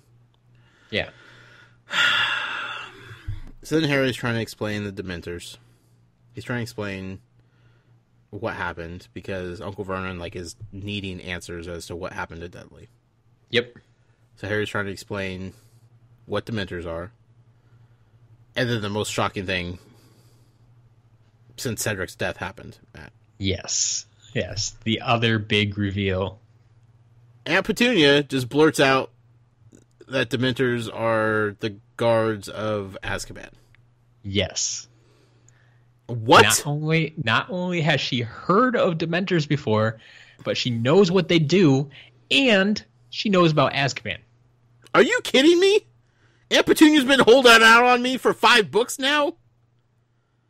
Yep. I knew there's something up with that lady. She was just always so quiet, Matt. Well, she just wanted to deny it all the time. She did. She was but we caught her off guard this time. Like, she's finally gotten to the point. It's she's super worried about Dudley at this point. Right. But then something just clicked in her head when Harry mentioned Dementors. It's like, wait a minute, I've heard about those before. Yeah, it's now impacting her immediate family, and now it's something. And I love that she didn't just blurt it out like confidently. Like, she like gasped and like covered her mouth. Like, oh my god, I can't believe I just said that. Like, yep. Holy cow, where did that come from? Like, I don't know if it was like a recesses of your brain. Yeah, like, was it repressed memory or more or less? Yeah, something she's been trying to hide. Unbelievable. I would not have called that in 1,000 years. Like that. I mean, it makes sense. That's good. I mean, her sister was Harry Potter's mom. Like, but like you said, like, she tried so hard to ignore and deny everything in the wizarding world as much as she possibly could. Yeah, and I mean, when she's married to Uncle Vernon, and he is super, even more so anti-magic than she is, like, yeah, she's going to try to just put that out of her mind, forget about it, and never talk about it again. I'm pretty sure, though, we've already covered the fact that, like, she's a squib, right? Like, she comes from a magical family, but she doesn't have any magical powers that we know of? Maybe? Yeah. I mean, we've talked about this, right? Like, yeah, what she would be in relation to the wizarding world. But at this point, like, maybe she's not. Like, maybe she's a witch in disguise. Maybe she's been holding back her magical abilities this whole time. I'm dying to find out, Matt. There's more to Aunt Petunia than what we know of at this point, which at this point, I don't know what we know. Yeah. I don't think it's just memories. I think Aunt Petunia might be hiding some deeper secrets from old Uncle Vernon that he's probably not going to be ready for. Sure. Again, by the end of the series, he's going to be the truest character of them all. Like, he's still going to be dumb, angry Uncle Vernon. Yeah. I don't know. Does Dudley have any magical abilities? Like, did he get back? Man, I just can't trust anything at this point. But that threw me off. I was not expecting the conversation to turn to Aunt Petunia to describe what Dementors were and talk about Azkaban. That was absolutely ridiculous. Yeah, it's definitely a big line, and just the way that it's thrown in there. Like, if she hadn't reacted the way she did after she blurted it out, I think a lot of people would have just read right past that. Like, yeah, I think the first time I read the line, like, I just was reading this dialogue, and my first impression was that was Harry speaking. He's like, yeah, they're the guards of the Wizard Prison, Azkaban. It's like, yeah, that's how Harry could explain it. But then when she goes on and gasps, like she just said a bad word, I'm like, wait a minute, who just said that? Right. The way she reacted, like if she didn't react like that, you easily could have just convinced yourself that, oh, well, you know, her sister was Harry's mom, so of course she knows this kind of stuff. Let's just move on in the conversation type of thing. Yeah. Like she doesn't talk about it very much, but it's not a big deal. You know, she knows what she knows, and that's about it. But her reaction was just like, oh, like it made it that much more intense all the way around. Yep. Harry got another owl. They just don't stop coming. Now he's suspended and gets to keep his wand for now. Yep. Thank goodness Dumbledore was there to at least, you know, slow down the process a little bit. Yep. Appreciate that. Uncle Vernon.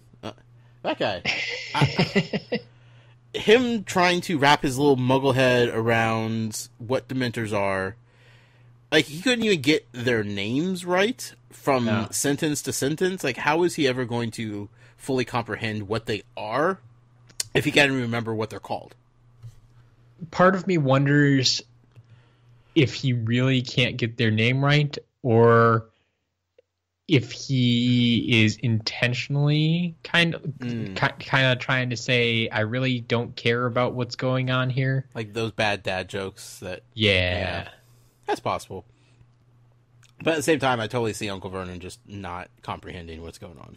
Oh yeah, very possible. Dementoids, Demenders, Demembers. So good. Yep. Good old Uncle V. Harry's world's completely turned upside down at this point, right? Yeah. His old babysitter was planted by Dumbledore. His aunt, who despised magic, now knows way more about the magical world than he ever assumed she ever would. Yep. Dementors are in Privet Drive. Everybody and their, you know, friends are writing him via immediate delivery owls. Like, this is the most intense day Harry's had in a while. Yeah. And none of it is making sense at all. Yeah, to top it all off, he's talking more about the wizarding world with his aunt and uncle right now than he ever has in his life. Yeah. And he's getting to talk more magic than he has probably all summer with anybody, just because no one will give him any information. And so I think that's what makes it even more surreal for Harry, is that he's like can't wrap his head around who he's talking to and the topic of conversation at this point. Yeah. I mean, just earlier, like, they were whispering and, like, barely saying, like, specific words from the magical world so other people wouldn't, like, overhear. And now it's like this just wide open conversation about Dementors and Azkaban and everything else. Lord, Voldy and... Yes, Lord Voldemort. And it just blows Harry's mind, and mine too a little bit, that the Dursleys are the only people he knows that, like, cringe at the word wizard. Right. But not at Lord Voldemort. Right. Yeah. Like, anybody else Harry talks to, with the exception of, like, Dumbledore, will cringe when he says Voldemort. Well, it's also the only people that he knows that know of and maybe not accept is the right word, but know of and acknowledge exists the wizarding world, but refuse to ever talk about it. You know, like, that's one thing that's always bugged him.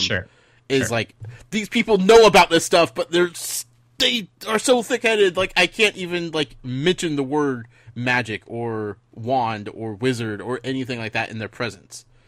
Even, like, he would never do that to regular muggles because, you know, muggles don't know anything about this type of thing. So, like, obviously he's not out parading, talking about, you know, Hogwarts to random strangers and whatnot. But, like, these people know about it, and he's still not allowed to talk to him about it. So this is just like, floodgates open, let's have this conversation, finally. Yes. In a weird way, he couldn't be happier. You know? Like, unfortunate circumstances all the way around, but this is something that he's been craving for years now. Sure. Then a fifth owl comes. The fifth owl. And I'm thinking, great, what is it going to be now? Is he unsuspended? Is he re-expelled? Like, what's going on here? Delivery for Aunt Petunia. Yeah. Aunt Not Petunia just any delivery. got a howler. Yep. And I love, like, how Harry's just like, just open it. It's going to be bad. It's going to get worse if you don't. Just please just open it. Like, he's experienced these enough over. He knows how these things work. Thanks to the Weasleys. He's seen a howler or two in his days. And he's just like, please just open it. This is going to be so bad. And, you know, of course she doesn't. And, he, you know, lights on fire and everything's a mess. But, who sent the howler to her, Matt? That is the question. Remember the last. Remember my last. My last. Oh, my last? Remember my last, Petunia. My last. Remember my last. Last what? Last words? Last wishes? Last appearance? Last spell? Last Probably child? make for a good Muggle theory. Who could it have been? Who sent the howler? She didn't seem surprised by it, and that's what freaked me out. Yeah, she doesn't seem super surprised, and it kind of immediately changes her attitude. Yeah. Like, she becomes almost overconfident at this point, and we see her basically stand up to Uncle Vernon. Yeah. Which usually she'll back down in an instant. Absolutely. Whatever Vernon says goes. Yeah. But she's like, no. This is what we need to do. This is what's going to happen. Harry stays. Yeah. Boy, oh boy. So whoever sent that howler knew what they were doing. Yeah. What a climatic end to all that, Matt. 2 chapters in! Yep. That was an insane 2 chapters. Harry's entire world got flipped upside down in 2 chapters. Like, as we started out the show talking about, like, we did not ease into this at all. No. There was no, like, here, we're going to take a couple paragraphs to remind you how bad the Dursleys are. No. This is just like, this is full on, let's go. We're right back into the story. And it's getting deep, and it's getting twisted, and oh boy, Matt. If this is the pace that we're going to be on for the rest of this book, I don't know emotionally how I'm going to do week in and week out. Like, I kind of looked forward to those downer weeks in the last book where, you know, I could sit back and enjoy a giant squid hanging out in the lake, and that was like the most exciting thing that happened in 2 chapters. Sure. I worry that that's not going to be the case in this book. We'll see. Possible. We'll see. But, yep. 2 chapters in, Matt. Long way to go. Yeah. Speaking of surprises, twists and turns, I feel like it's probably a good time to talk about the Muggle Poll. We could do that. Muggle Poll is, of course, posted on Twitter, our Twitter account, @TalesFromGH, every Monday afternoon, approximately 4 p.m. Pacific time. It always relates to the reading that we just got done accomplishing, to get your guys' opinion out there in the community about certain things, kind of get a firm grip on what kind of characters we have out there listening to us talk about this crazy stuff. Matt, what was the Muggle Poll for this week? Well, in these chapters, I think you could agree that there are 2 major reveals of sorts. And I want to know which one surprised you more. So, basically, the 2 reveals are the return of Mrs. Fig and her role, and Aunt Petunia's knowledge, what she knew, what she was holding back, and at least started to share with us in these chapters. Now, I feel like the majority of the people out there would probably say Mrs. Fig. Only for the sheer fact that nobody was probably keen enough when they were first reading the first book to hone in on the crazy cat lady that was Harry Potter's babysitter. Yeah. So having that big reveal would be quite shocking. For this little muggle sitting here right here, Matt, I knew something was up with crazy old cat lady. And I wasn't quite sure what, but I knew she was going to be important at some point. Now, there's no way I could have predicted that she was a plant from Dumbledore and et cetera, et cetera.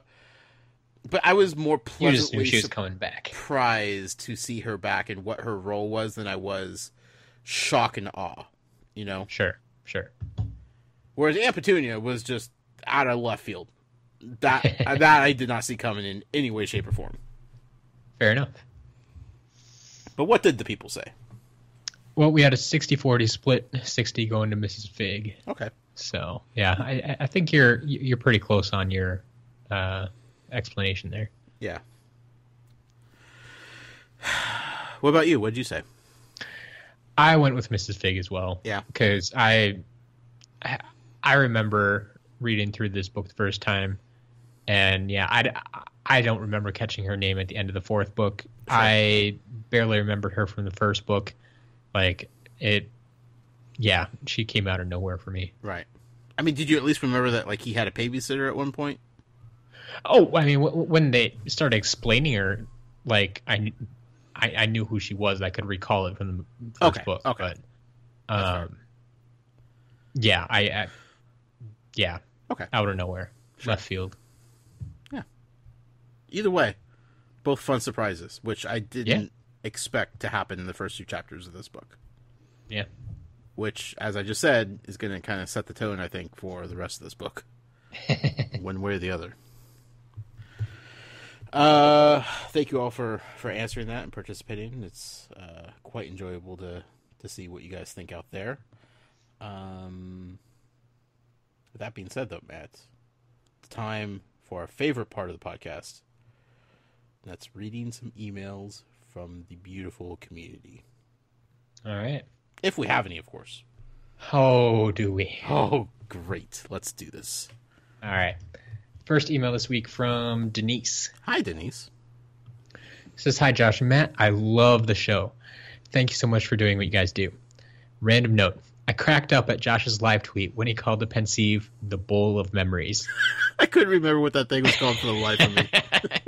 And I couldn't look it up, so yeah, I just rolled honestly, with it. Yeah. Easier to spell, too, than trying to figure out pensieve. I mean, I'm not wrong in my description either. Everybody knew what you were talking about. Yeah. It's all good. Yeah. She says, I'm currently reading the series aloud to my husband, who has only ever seen the movies. Okay. I've read them several times, and I've always wanted him to read them as well, but he would always claim to not have enough time. Sound familiar? Mm-hmm. We were on a road trip last summer, and I had started to read the first book for the umpteenth time.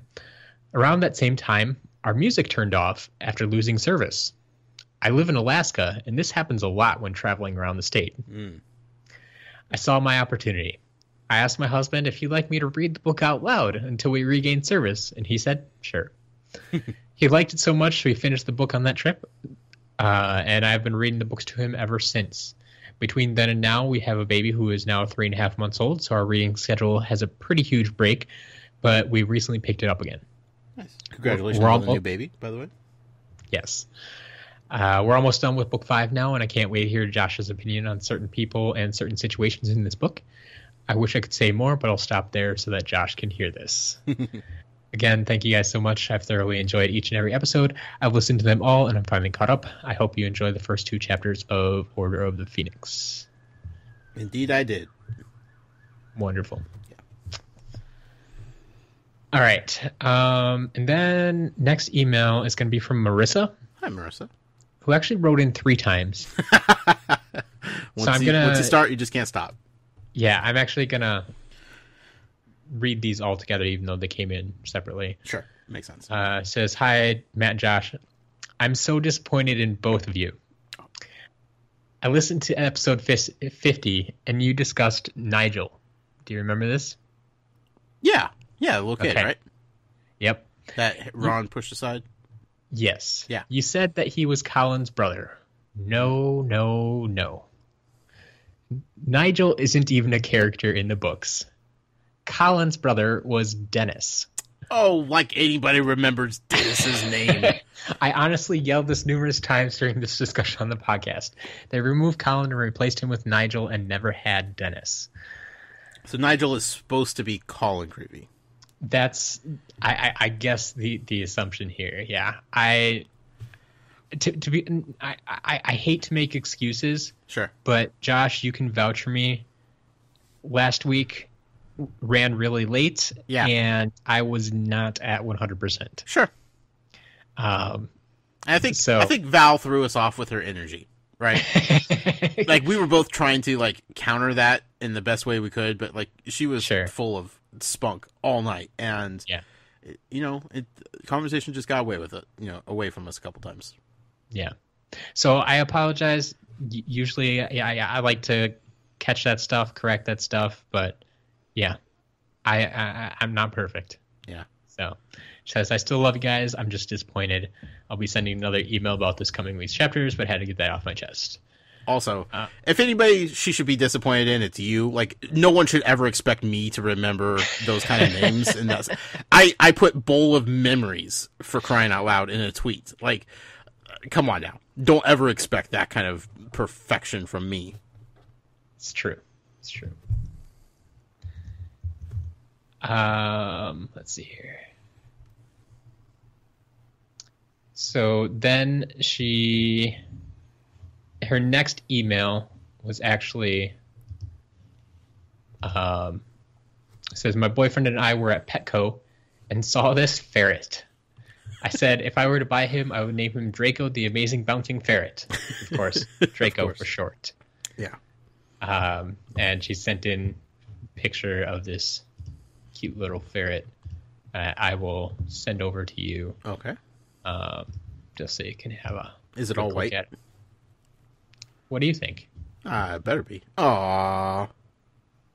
That's adorable. There's no way you could call that thing Draco. That's too cute to be a Draco. Yeah, but what else are you going to call it, really? That's true. Yeah. Yeah. Unless there's other ferrets in the Wizarding world that I'm not aware of yet. Well, that's all we know so far. There's time. Also, Man, hold on. I'm going to stop you there. Yeah. Speaking of things named after wizarding things, I discovered that there's a restaurant in Portland. It's a chicken. It specializes in chicken. Okay. It's a little hole in the wall restaurant. It has like 6 things on the menu, like fried chicken sandwich, and it has like fried chicken salad. Very limited. Like that's it, bare bones. They specialize in one thing, and that's it. I appreciate that. The name of the restaurant is called Basilisk.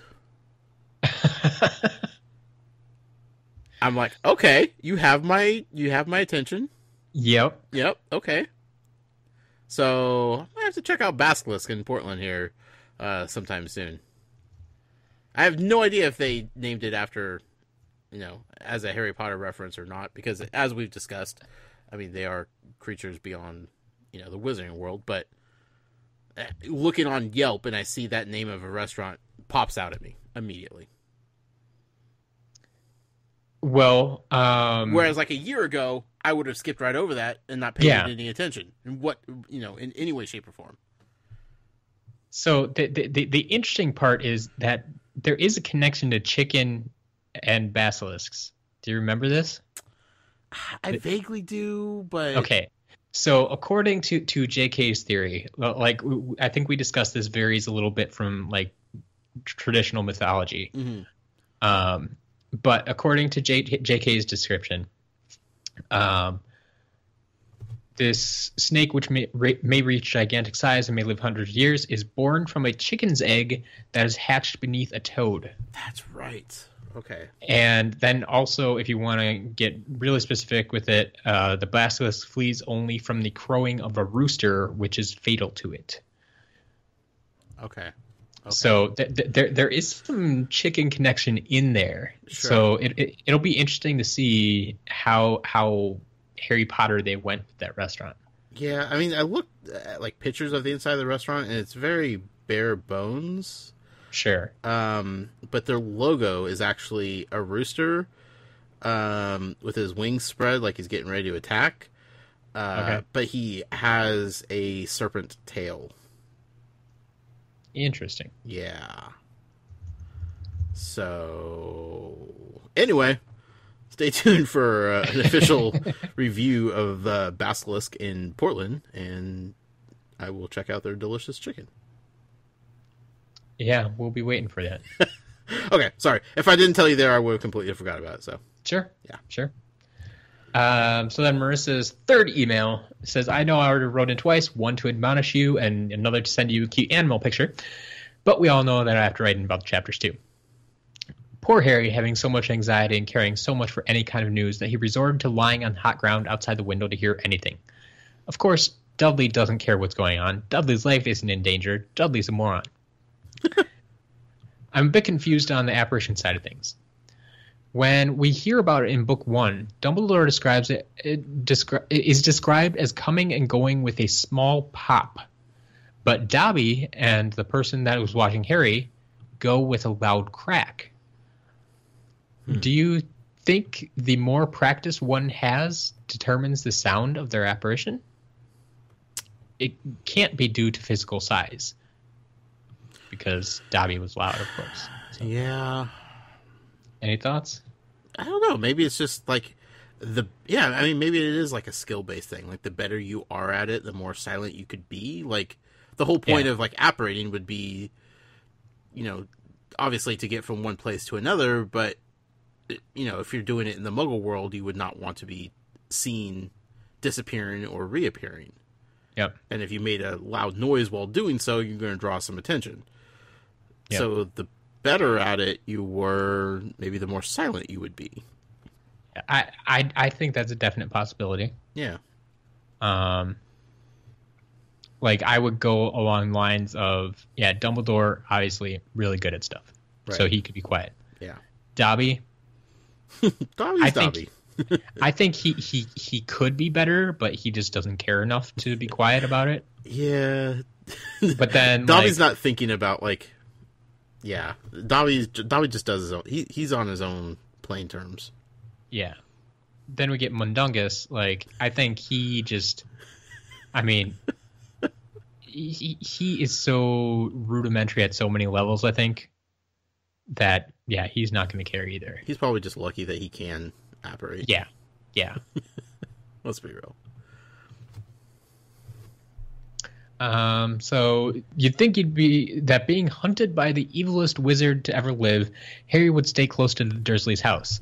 It's never talked about how far the protection that Dumbledore placed stretches, but I'd rather not wander around and risk it. But then I'm a Ravenclaw, and I'm practical, not foolhardy like those Gryffindors. Right. No big surprise that Dudley is a bully. Only reason he won't do anything to Harry is because he doesn't want another tail. And then it happens. Dementors. A cool little bit of wandless magic, making the wand light up without having his hand on it. But now Harry's really in the weeds. That's some advanced magic that he did, and in front of a Muggle. That can't be good. And then there's Mrs. Fig. Josh's dream come true. Why is it that the squibs we have met, have strong connection with their cats? Mm-hmm. Filch and now Mrs. Fig? Her cat warned her that Mundungus left? How? Speaking of good old Mundungus, nothing more to say here aside from he's the worst. The worst? I don't know about that. Slight dig by Fig as well.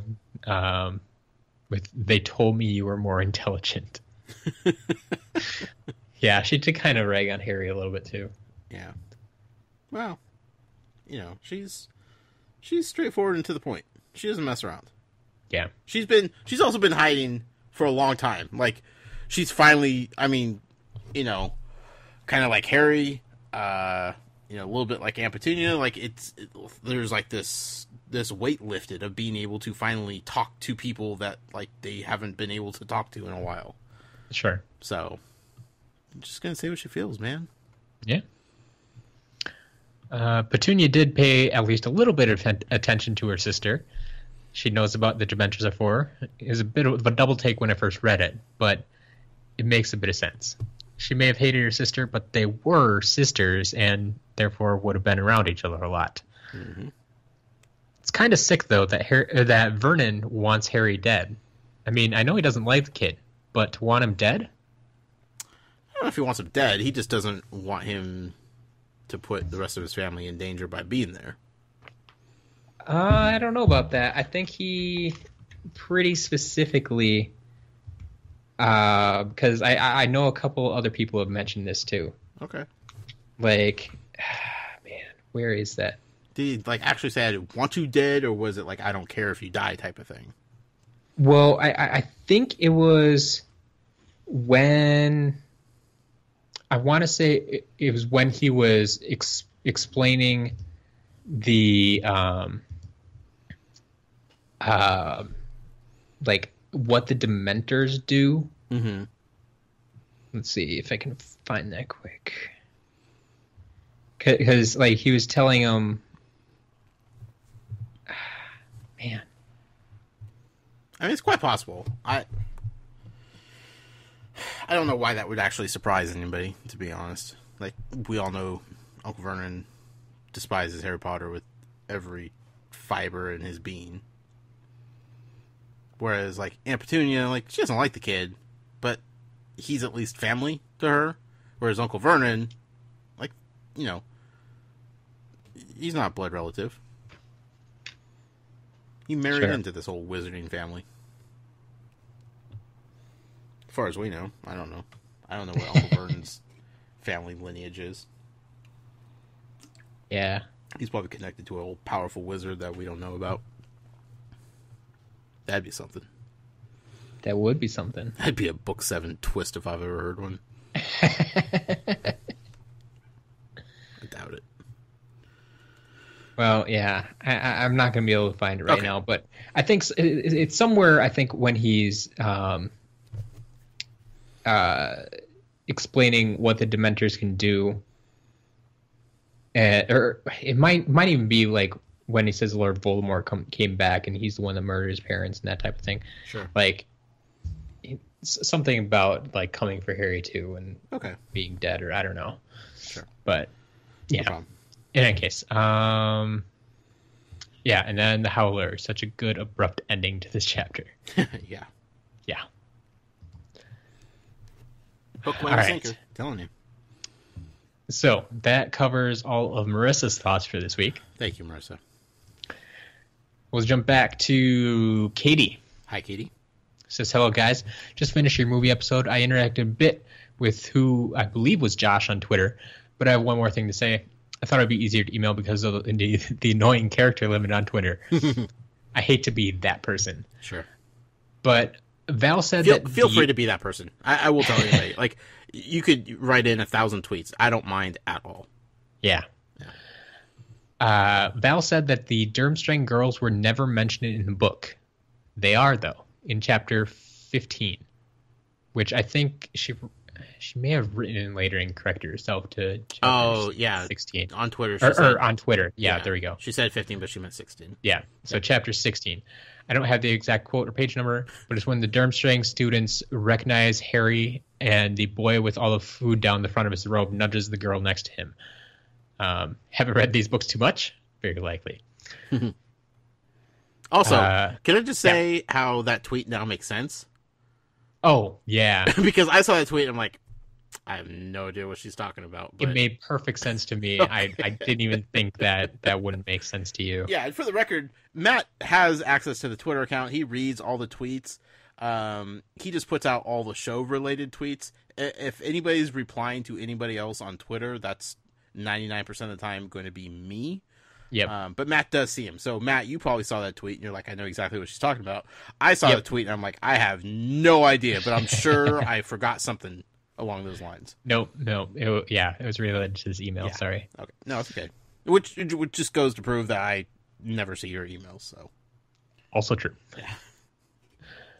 Yeah. So chapter 1, book 5 throws us right into the action. Dementors already? Also, the triumphant return of Sassy Harry. listening to the news again. Well, it changes every day, you see. I did like that line. LOL, always and forever. And guess who was right about the imminent reappearance of Mrs. Fig? Ding! Yep. I have some. I think she was the one that suggested you needed a noise that every time you get something right. I think you're right. Yeah. I have some very special memories associated with this book, as with all the others. It makes me so happy to relive those with you guys. I may be a bit more emotional than usual this week because my grandma is finally home from skilled nursing after her battle with cancer and is doing great. Awesome. So sorry for any excess cheeriness. No, cheekiness. I'm not sure. I'm not sure if that was supposed to be cheeriness, like I read it, or cheesiness, like it's written. Either way. Either way, yes. You're more than welcome to bring on the cheeriness and the cheesiness. Yes, we accept both. Yeah. Happy for you and your family. Congratulations. Absolutely. Next, we have an email for someone who is going by the name Pug Pro. Hi, Pug Pro. Says, I'm probably your youngest listener. I'm only 9 years old. And I love Harry Potter. By the time you read this, I'll probably be on Half-Blood Prince. I love listening to these podcasts. Hold on, Pug Pro. Okay. We have one very strict rule here. You don't read ahead. Okay? We do 2 chapters at a time, sometimes 3. You got to stick with a schedule. Good luck holding him back. Yeah, I know. I can't control these kids. So I love listening to these podcasts while reading and playing video games. I love listening to you guys talk for hours. Thanks for being awesome. Thank you. But follow the rules. Stick to the schedule. All right. Next email from Jess. Hi, Jess. Says, hi, Josh and Matt. We finally begin Book 5, both my favorite movie and book. I've been waiting very impatiently to get to this point. A couple of notes on the opening chapters.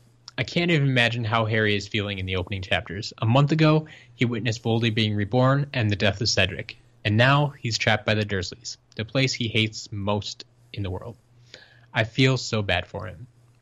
Then, the Dementors return, and we find out that Mrs. Fig is a squib. I can't wait to hear Josh's response to that revelation.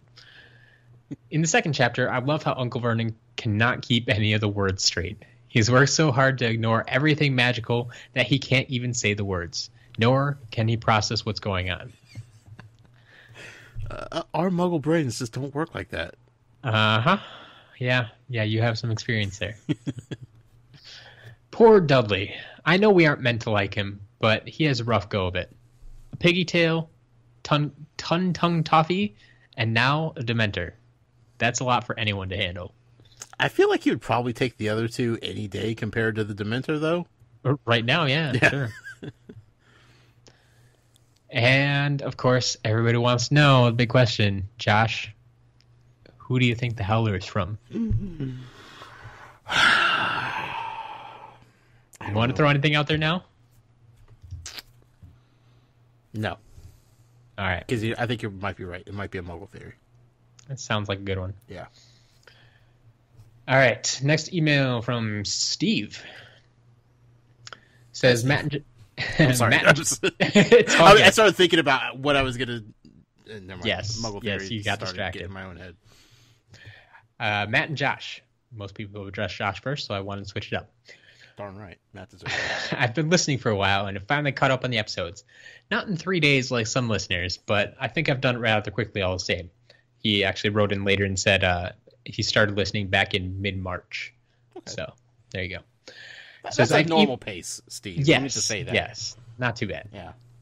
I've emailed before about a few things, mainly feeling bad for Josh's squid love being dashed at every turn. A couple of thoughts about the movie episode now that I'm current. I loved having Val on the episode. A female voice was nice, and her opinions and laughter were great listening.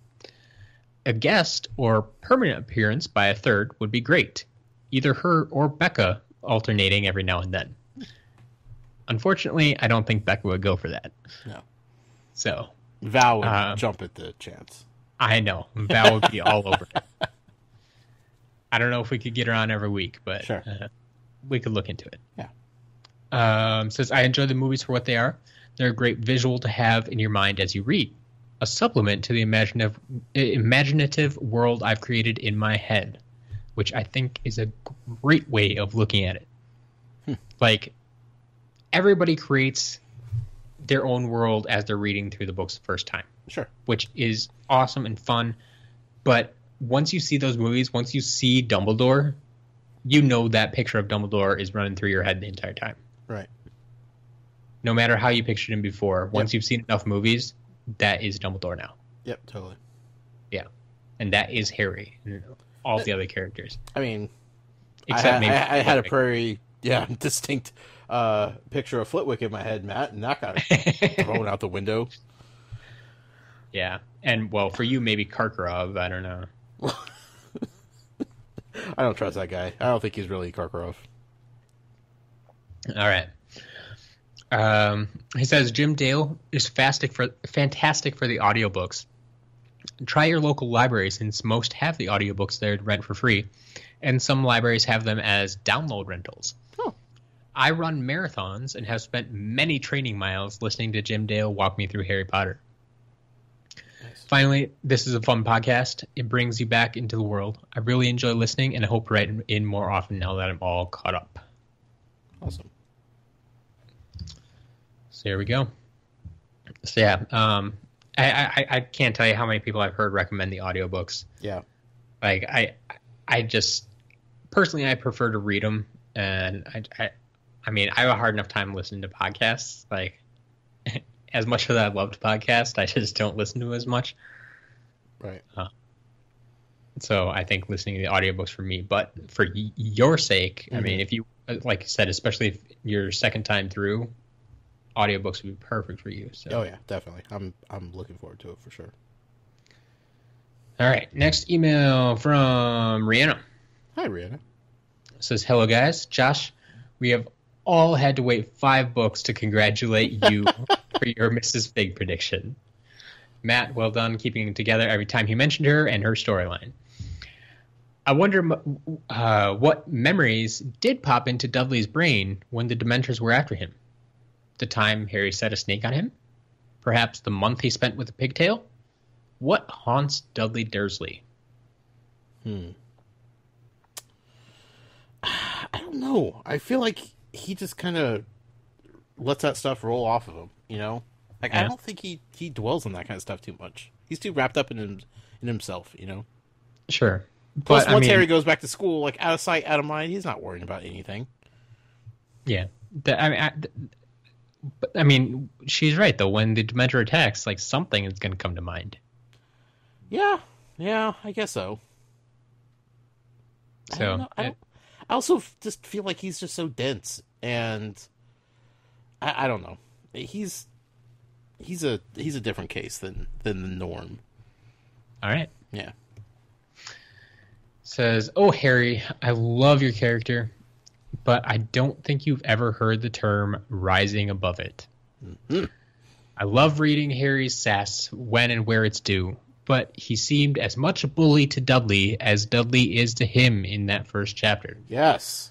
I understand it because he's only 15, and for 9 years of his life, Dudley tormented him.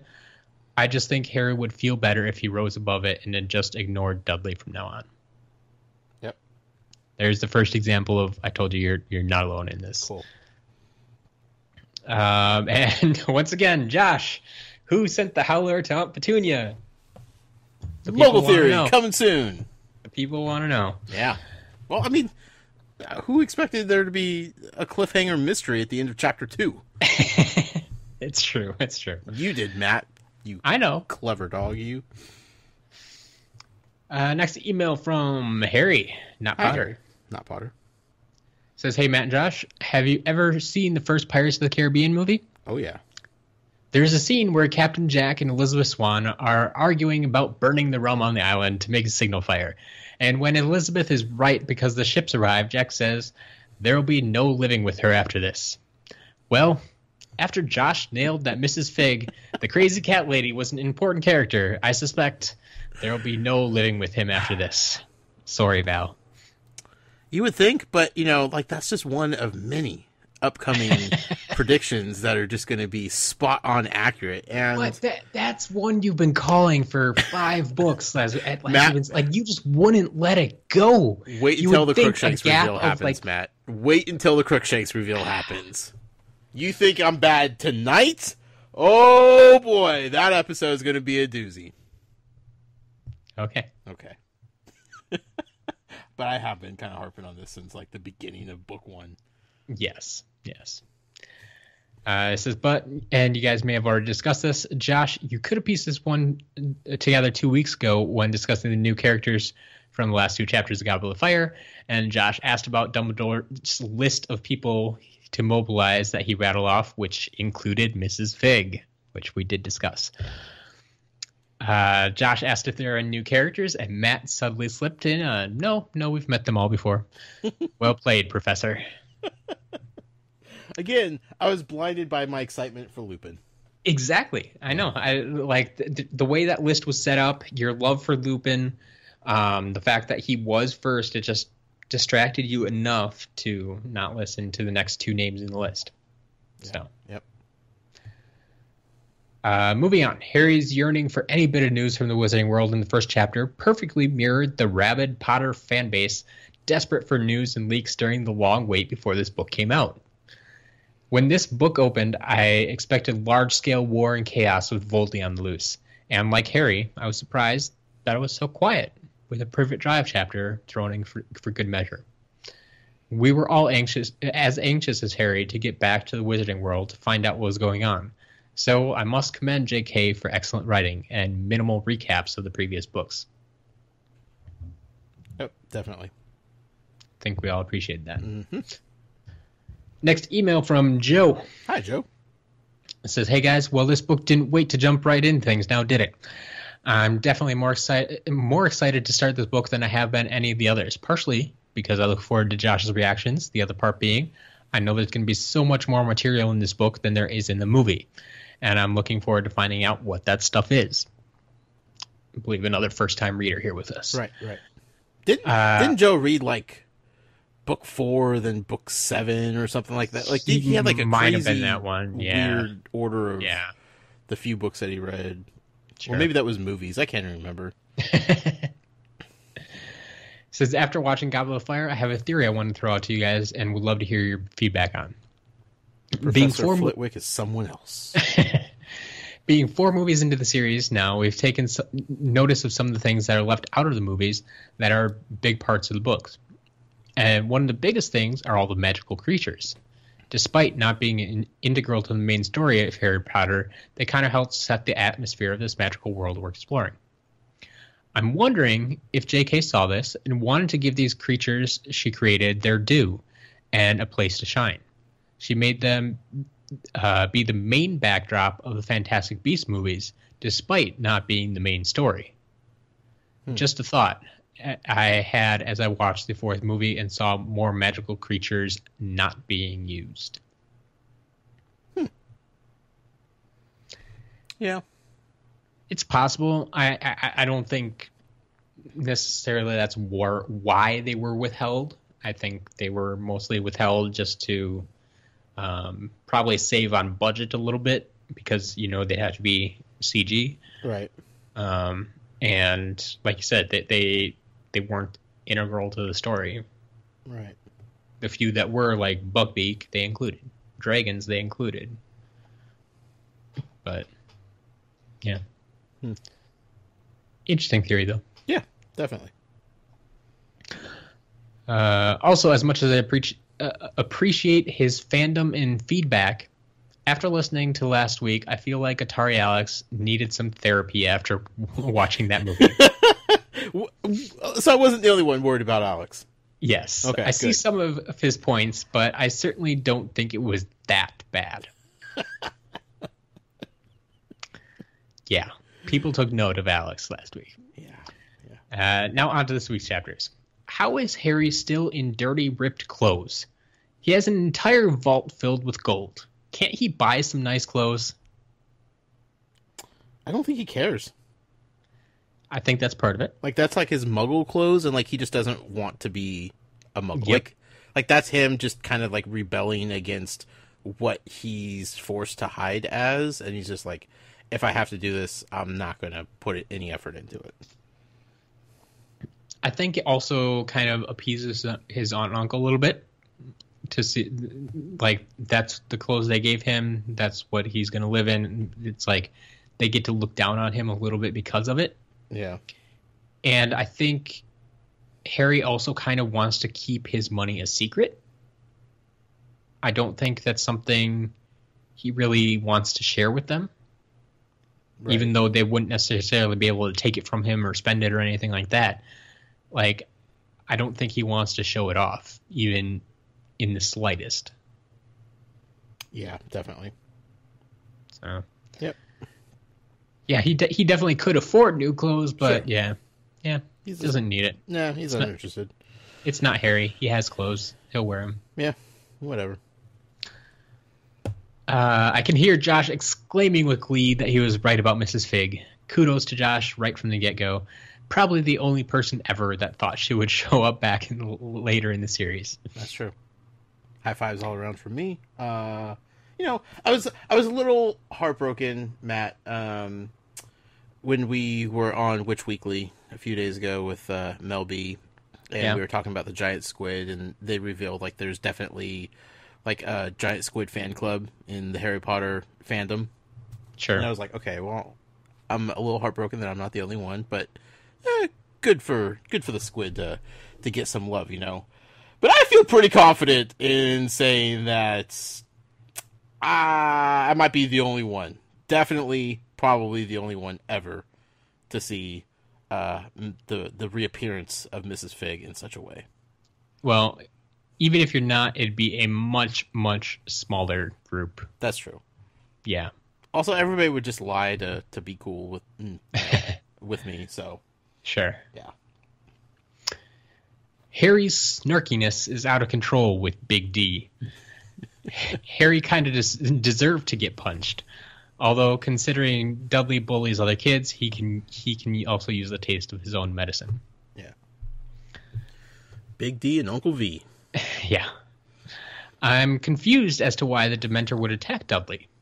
I mean, I know they shouldn't be there to begin with, but why not just Harry? And don't the Dementors work for the Ministry? Could Voldemort have infiltrated the Ministry already? It's quite possible. As for attacking Dudley, I think that's just because he was there. Yeah. Dementors don't really differentiate. I think they're kind of told to go to a certain location, and upon wrong finding, place, wrong time type of thing. Yeah, they just went to town on whoever they found. Yep. They're hungry. They don't care what they eat, really. Right. Or who they eat. It was extremely weird to hear Harry talking so openly about the Wizarding World to his aunt and uncle. When Aunt Petunia said what Dementors were, I thought it was a typo, and I had to reread it. I definitely looked at Val and made sure she said what I thought she said. And I think I even asked her to confirm that she said what she said, because it was a little hard to believe that's what was written. I thought she was just messing with me. That would be an interesting twist, yeah. Uncle Vernon asking for the death penalty for Harry. Seriously? See, I'm telling you, it's in there somewhere. Okay. No, I believe you guys. And finally, who sent that howler to Aunt Petunia? Big question of the week. Uncle V. If he's been hiding this whole time, he knows how to send a howler. Yeah, definitely not Uncle V. All right. Next email from Zach. Hi, Zach. Titled Some Feedback, but Mostly Movie Business Talk. Okay, let's do it. I see Josh put his notes out. I haven't read the chapters, so time to see just how well I remember this book. Probably read it a dozen times or so, but only read it once in the last 10 years or so. Before we get to these chapters, I hadn't realized that Val was new to the books, only having seen the movies before. I did hear that right in the last episode, right? Correct, yeah. She had read the first book. Yeah. Her kids have read several of the books, so they've kind of, like, been in the house and, like, absorbed them through osmosis type of thing. But she'd definitely seen all the movies. Yeah, she's many very times familiar over. with the movies. Yeah. But yeah, this is her first time through these books now. Yes. Yeah. With the exception of the first book. Yeah. Getting into the movies then. Something that might be interesting about the success of the Harry Potter movies, I don't think that they were ever in danger of pulling the plug, but the first three were setting a pretty bad trend for the viability of the franchise. He has some numbers here of the movie's budget and the worldwide box office numbers. Okay. So Sorcerer's Stone had a budget of $125 million. Worldwide came out with $974.8 million. Okay, not bad. Chamber of Secrets only had $100 million in the budget. Okay. And only made $879 million. Going down. So dropping off fairly steeply there, yeah. And then Azkaban had a $130 million budget and only made $796.7 million. Yikes. So they're going down, which, does not look good. It says they were each making successful less while starting to go up in cost. Not sure why Chamber had a lower budget. So they're starting to go into dangerous direction. I mean, the sixth movie had a budget of $250 million. Woo! Doggy. Yeah. And the box office continued to go down. And if the box office continued to go down, they'd be in real trouble, especially since none of this accounts for costs like marketing. Right. Good rule of thumb, a movie needs to make about triple its stated budget to turn a profit. Sure. So I can imagine there's an interesting level of unease / studio pressure around Goblet of Fire to turn that trend. Yeah. Would you want to have to make that decision to pull the plug halfway through a series? Yeah. Woo! That's a fan base you don't want to mess with. So it says Goblet of Fire's budget was $150 million, so up once again, but they did manage to pull out $896.9 million. So things are starting to go in a better direction. Dragons. Yeah. Saves everything. So other fun fact, Fantastic Beasts made less than all the other Harry Potter movies except for Prisoner of Azkaban. Well, people didn't trust it. I could go into a story about why, but long story short, the international box office. So I'll stop there unless you want more movie talk. So on to the chapters. Yes, Crazy Cat Lady is important. Do you realize how long we've been sitting on that one? About as long as we'll be sitting on the fact that you accidentally predicted the most important twist in the story. But yes, Wait, score what? one. What? Yes. No, continue. Okay. Score one there and more to come. You've become weirdly and suspiciously good at these predictions. Petunia turns out to be a lot more interesting than we've given her credit for before. We tend to forget in how awful the Dursleys are that Lily was her sister. All too easy to forget. Mm-hmm. Was the excitement associated with Mundungus about the strangeness of his name or recognizing the name from mentions earlier in the series? Definitely his name. About your notes, yeah. Yeah, no, definitely the strangest of his name. Okay. Yeah. You kidding me? I did. Come on now. Yeah, I think we discussed that. Yeah. You had no idea. You might be expecting too much, thinking Harry will ever stop being dumb. I mean, I'm 25, and I'm still as much of an idiot as I've ever been. That's true. We all are. Oh, also, hold on. Now that I'm thinking about it, I think I was more surprised that there were other people in the Wizarding world on the block and, like, revealing themselves to be part of the magical world that Harry doesn't think is anywhere near him. So I think that also played into, like, the Mundungus reveal of, like, oh, there's somebody else out there that's, is part of this magical world. Yeah, so like, Mundungus, I mean, you might not have realized it right away, but doesn't necessarily live there like Mrs. Fig does. No, but he was there. And but Harry, yeah, he was there on that day at least. Yeah, Harry doesn't see wizarding folk in his day-to-day life. So Yeah. I think it was more of like, we had Dementor, we have Miss Fig, and now we have like this other guy, and like it was just like this overwhelming sense of all those magical things happening around him. Plus, it's a pretty awesome name. Yeah. What about the wizarding world would make Josh think that owls get overtime? They don't even give clothes or payment to obviously sentient species that they enslave. So why would they treat an owl well? As much as I love the wizarding world and spend lots of my childhood wanting to live there, wizards are really kind of awful people in a lot of ways. Yeah, I mean, yeah. Owls don't get overtime. Why would owls? Exactly. Yeah.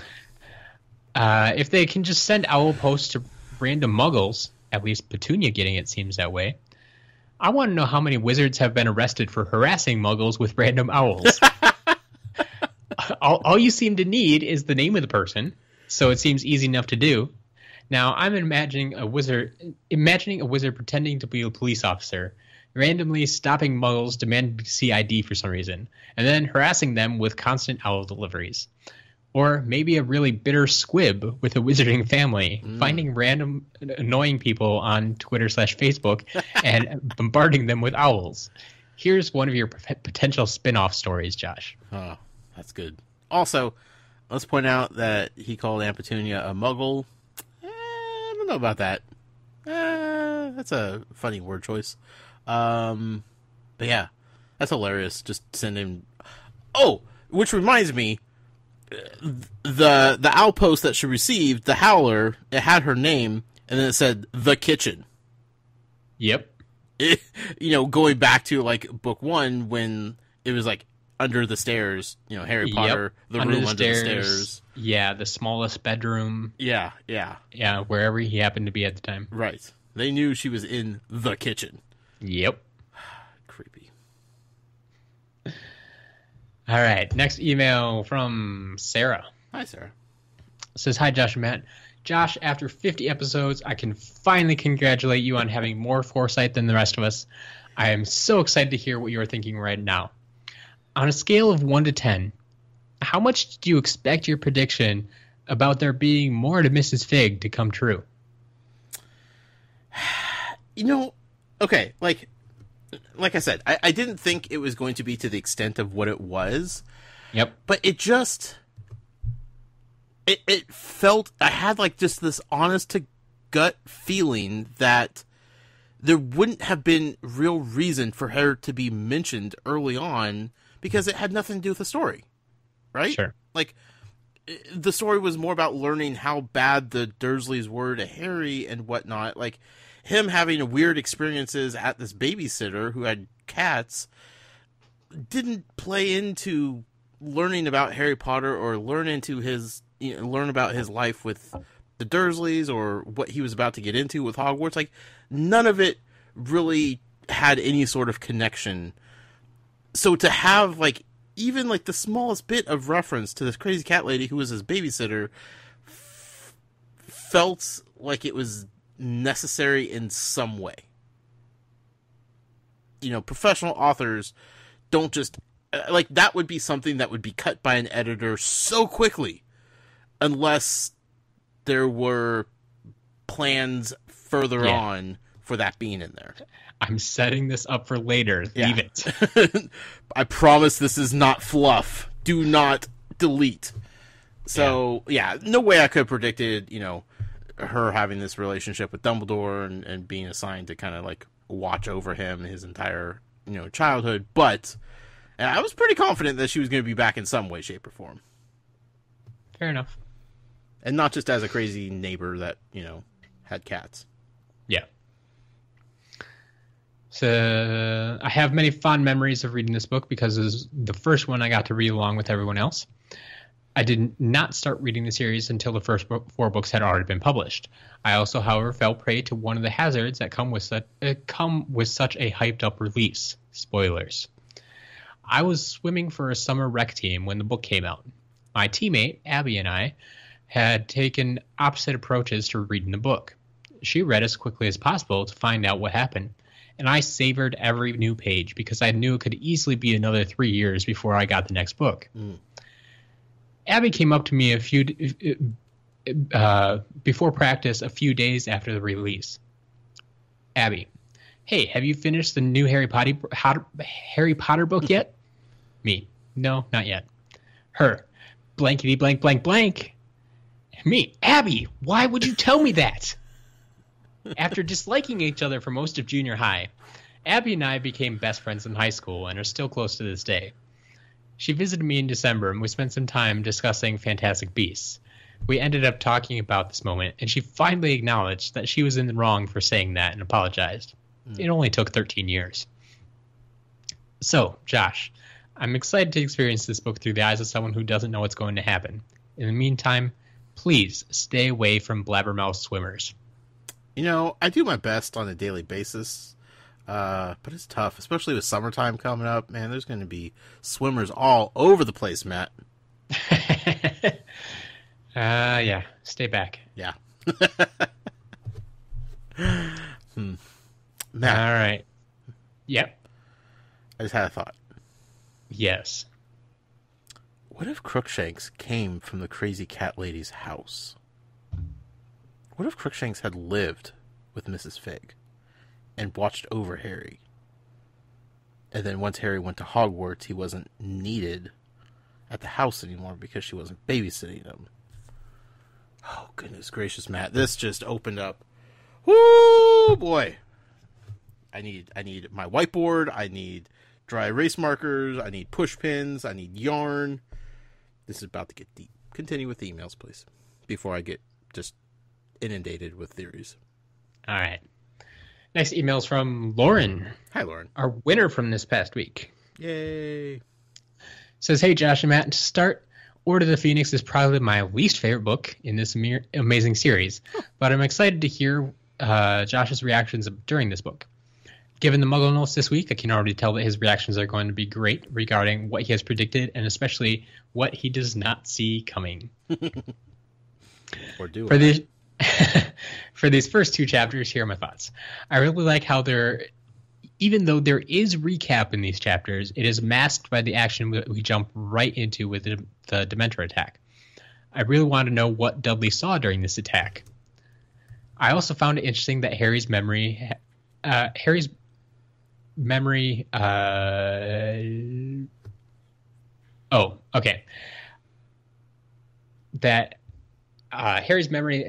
relives has changed from the night his parents died to the night Cedric died and Voldy was reborn.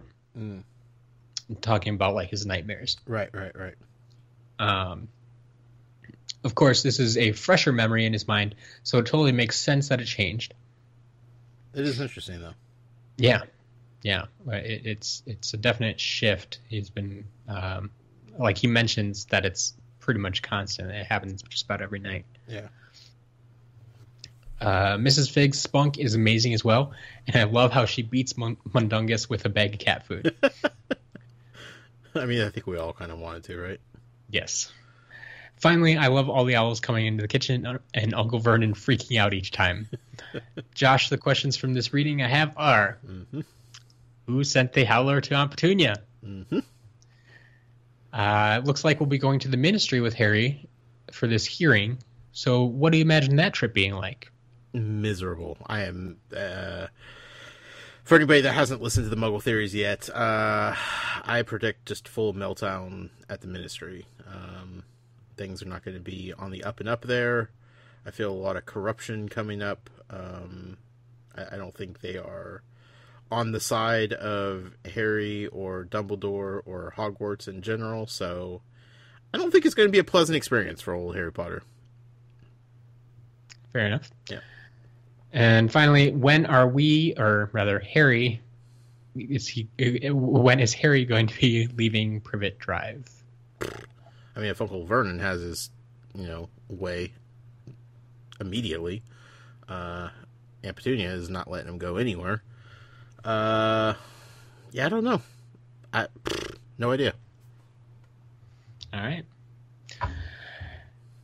Well, then on to an email from Kim. Hi, Kim.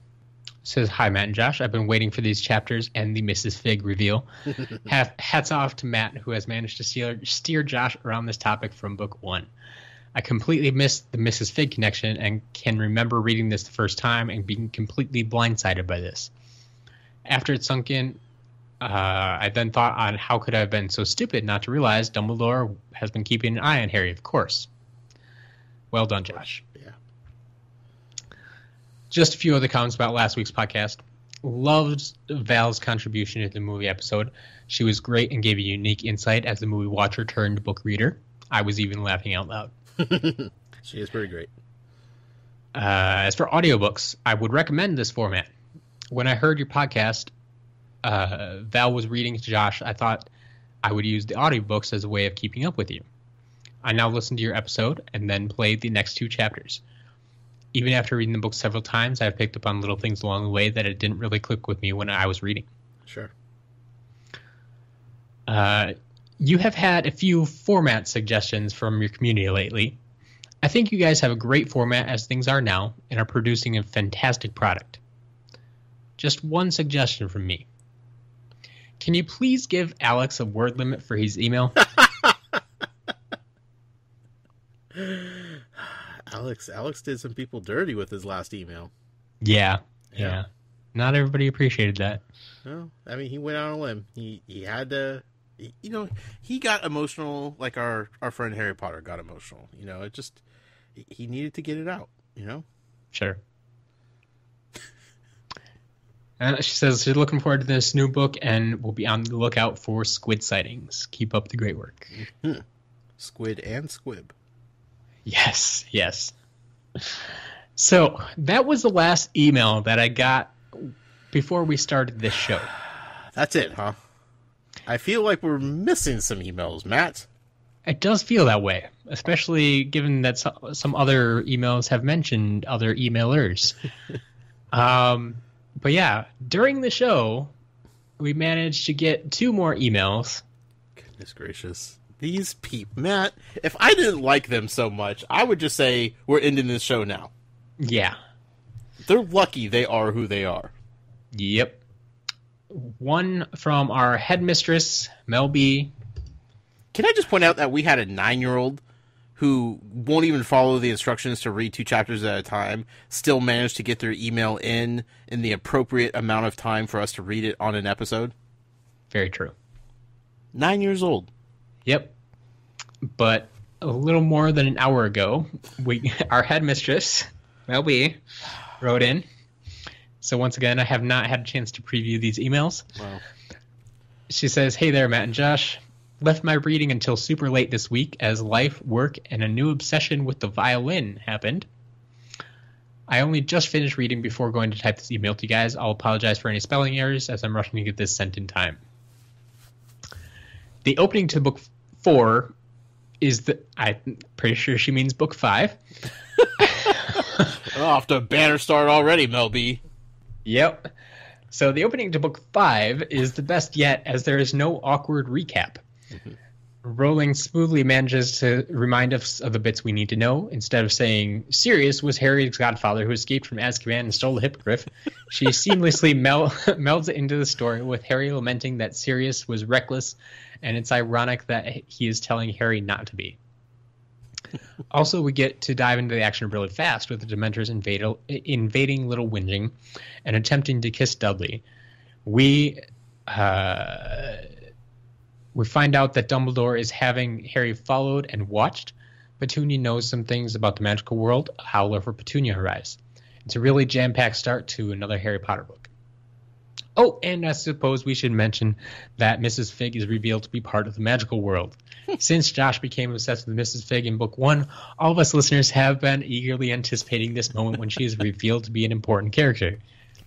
We knew you would totally flip out discovering that crazy old cat lady was tied to the magical world. Wonderful. In our Patreon Slack chat group, we are all wondering if you would pick up that she was mentioned at the end of Goblet of Fire.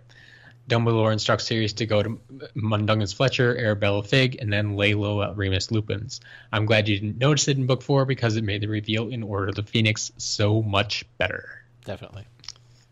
Again, even if I had caught on to other people being listed there, like, I would have had to ask Matt who that was, and then he would have either had to tell me, oh, it's the crazy cat lady, or it's just somebody that we met early on, you probably forgot. Like, you would either just skirt around it, flat out lie to me, or tell me the truth. And I don't think you would have told me the truth, because that would have ruined this reveal.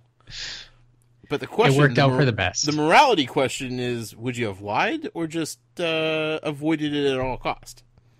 Well, thank you for not putting him in that position. I'll do better to put you in those awkward positions going forward.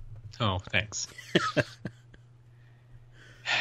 And then a mere 47 minutes ago, now that I've wasted some more time, we got an email from the one and only Atari Alex. His word count is 100 words. He might be pretty close to that this week. Here, because you mentioned it. Okay. I'm going to include the what is it? The salutation and his, yeah. Give me a word counter. I should have this bookmarked. Should. You could always just copy and paste Twitter. What's that? You could always copy and paste it into Twitter. I suppose that would work too. Okay, so he's at 192 words. Is this acceptable? I guess so. Since we did not notify him ahead of time. I guess so. All right. Not happy about it, Matt. Dear Josh and Matt. Hi, Alex. Hello, it's me again. After my last email, I don't know if you ever wanted to hear from me again, but you'll have to deal with me. Well, we do. We just don't know if everybody else does. I could go on and on refuting anything positive you had to say about the last movie, but for everyone's sakes, especially Val's, I won't. There is, however, one mistake so egregious that I can't let it slide. Nigel. Yeah. Creevy? Seriously, Matt? You're better than that. See, at least Alex didn't blame me for this. He knows Colin's better. brother's name is Dennis. Dennis. Nigel was completely and pointlessly made up for the movie. I don't have much to say about this week's reading, although it does begin very differently than past books by starting off with some heavy action. We also get to reveal that hardcore fans have been waiting for since pretty much episode 1 of the podcast, that Mrs. Fig is in fact an important character. Josh, you're unbelievable. But what I really want to know is how you didn't pick up on her name being dropped at the end of the Goblet of Fire. I thought for sure you were going to lose it when that happened. Again, I'm bad with names, and I was too excited for Professor Lupin. There you have it. Yeah. And that is all we have from Alex. Alex, a 9-year-old could do this. That's all I'm saying. All right. Awesome emails as always. Absolutely. Thank you all for writing in. Thank you all for celebrating my tremendous victory tonight. It's not just a victory for me, though. This is a victory for all of you out there as well. I'm sharing the glory with everybody. This is my attempt to be humble, Matt. All right. Before we go, we need to announce the next giveaway that we are going to be doing next week. We have a very, very cool thing to give away. Like, this isn't going to be anything people expected to be given away here on this show, but we're going to do it because we're hip, we're cool, we are trendy, and we are borderline millennials. So I feel like we are going to fit right in with a certain crowd with this giveaway. All right. This week we are giving away, I'm sure some of you have seen them because they're plastered all over Facebook and the like. I just want to hear you say it. This is going to be so good. We are giving away a Golden Snitch fidget spinner. Oh, we have jumped the shark here at Tales from Godric's Hollow. Yes, absolutely. Have you seen my favorite, I guess, meme mocking fidget spinners about like kids that grew up in the 90s? Yeah. Like, this is my fidget spinner, and it's the pencil stuck through the middle hole of a ruler. Yep. Yeah. Yeah. Totally. We did those. No, absolutely. I know. And nowadays people have to buy something to, like, come on. Yeah. No creativity anymore. Anyway, we're gonna feed the frenzy here. Yeah. And we will be giving away one snitch fidget spinner. It's a golden snitch. Like, it is actually really cool looking. Yeah. I don't have it in hand yet. It's on its way. Yeah. But as soon as I have it, I'll be able to ship it out to whoever wins it. Matt will play with it for a few days, break it in, make sure it works as advertised. Yep. All that good stuff. Pretty much. So it's going to be fun. It's a cool little prize. You know, we're trying to vary it up and do different things as much as we possibly can. So that's what we're giving away. All you have to do to enter this giveaway. Again, it was brought up on our guest appearance of Witch Weekly, hosted by the wonderful yet very tardy Mel B. We are encroaching in on our 1-year anniversary. Very true. Our 1-year anniversary also coincides with Harry Potter's birthday. And to this day, I'm not sure if Matt planned it that way or if it was just dumb luck. To be perfectly honest, I would love to take credit for that one, but that was dumb luck. It kind of feels like it, because I feel like you would have, like, mentioned that or brought it up in some way. Yeah, I don't remember it being like a big deal. Like, honestly, I knew it was happening, but at the same time, I didn't think you would care enough to That's true. bring it up. So I've been like, and for anyone wondering, it's not actually the first day our episode released, but we recorded the first episode, or actually the first couple episodes, on July 31st on Harry Potter's birthday. Right. So, with that being said, we have Harry Potter's birthday coming up. We have our 1-year anniversary come up. The two most important dates in Harry Potter fandom that I could possibly think of. Also, many dates I'm not allowed to know about, so it's pretty cool that I could celebrate one of them. So what I want you guys to do is we need some help. Parties don't plan themselves, and the best parties don't just get thrown together overnight. They take time and effort and energy. So I want everybody to write in an email, talesfromgodricshollow@gmail.com. Make this a separate email than your normal weekly emails that you would send in about the show. This is an entry strictly for the Golden Snitch fidget spinner.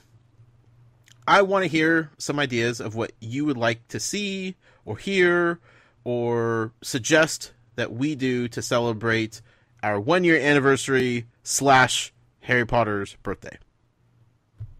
I want to know what you guys want. Like, this isn't about us. This is about you guys, the community out there. We wouldn't be approaching our 1-year anniversary if it wasn't for all you wonderful people out there. So I want to hear some suggestions. Now, obviously, we're not going to be able to do all of them and accomplish all of them, maybe any of them, depending on how crazy you guys get. But, I have an idea or two of something that I'd like to do that would be special. But I also want to include you guys on this process. So, we're about a month and a half away. Figure now's a good time to start working things out. Because, week in and week out, we're just going to be doing chapter after chapter. It's going to come and go before we even know it. So let's get out there. Let's hear some suggestions, some ideas. We're open to anything and everything. Have fun with it. Be creative, but definitely make it, somewhat legit. Something that you would actually think could be possible. That would be good for not only us, but definitely, the community as well. So that's all you have to do. You send in an email. You're entered into winning this awesome Golden Snitch fidget spinner. Yeah, sounds good. All right. We will be back next week with episode 52. Next week, just a reminder, it is a 3-chapter week. We are reading chapters 3, 4, and 5. So, if you ever get confused or forget what the reading schedule is, talesfromgodricshollow.com has all those answers for you. Unless you're Alex, who can't seem to find the website ever. Alex is just a mess this week, guys. Let's, I know we're all mad at Alex for his email last week, but Alex is having a week this week. So, let's let's welcome Alex back with open arms. The happy-go-lucky Alex that we all know and love. He needs some hugs right now. That being said, this wraps up this episode. You could find me personally on Twitter at The Noise with a Y. Please be sure to follow the show on Twitter at Tales from GH. You could also follow us on Instagram, Tales from Godric's Hollow, where I put up a picture, which I totally forgot to mention. Good friend Brent of the show, he sent me a book.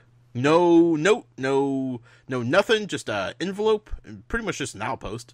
I was worried it was going to be a howler.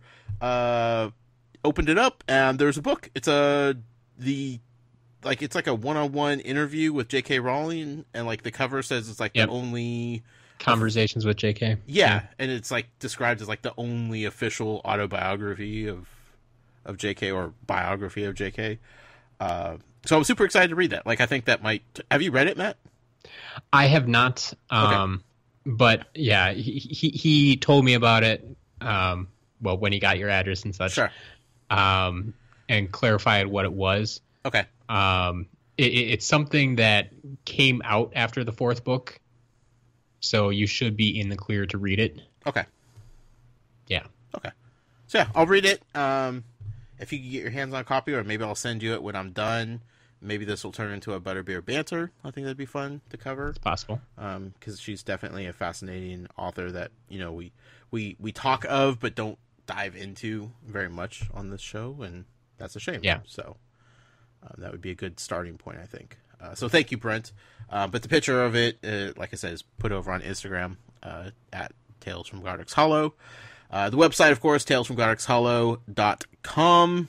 Reading schedule, you can listen to the podcast over there and such. And if you'd like to support us and what we're doing here for you guys, the community, the listening audience, with the giveaways, with the additional content, with everything else we have planned for the future, you could do so over on Patreon, patreon.com/Tales from Godric's Hollow. Matt, where can people find you at? Well, you can always find me personally on Twitter at As a Matter of Matt. Otherwise, for anything long form, away from Josh's eyes, or if you want to enter our giveaways every week, once again, that email address is talesfromgodricshollow@gmail.com. Beautiful. Thank you all again for this amazing episode. I'm glad that after 50 episodes, we were able to celebrate together as one with an amazing early on prediction. There's plenty more where that came from, folks. And I know you all know that. Until next week, Muggle out. Mischief managed.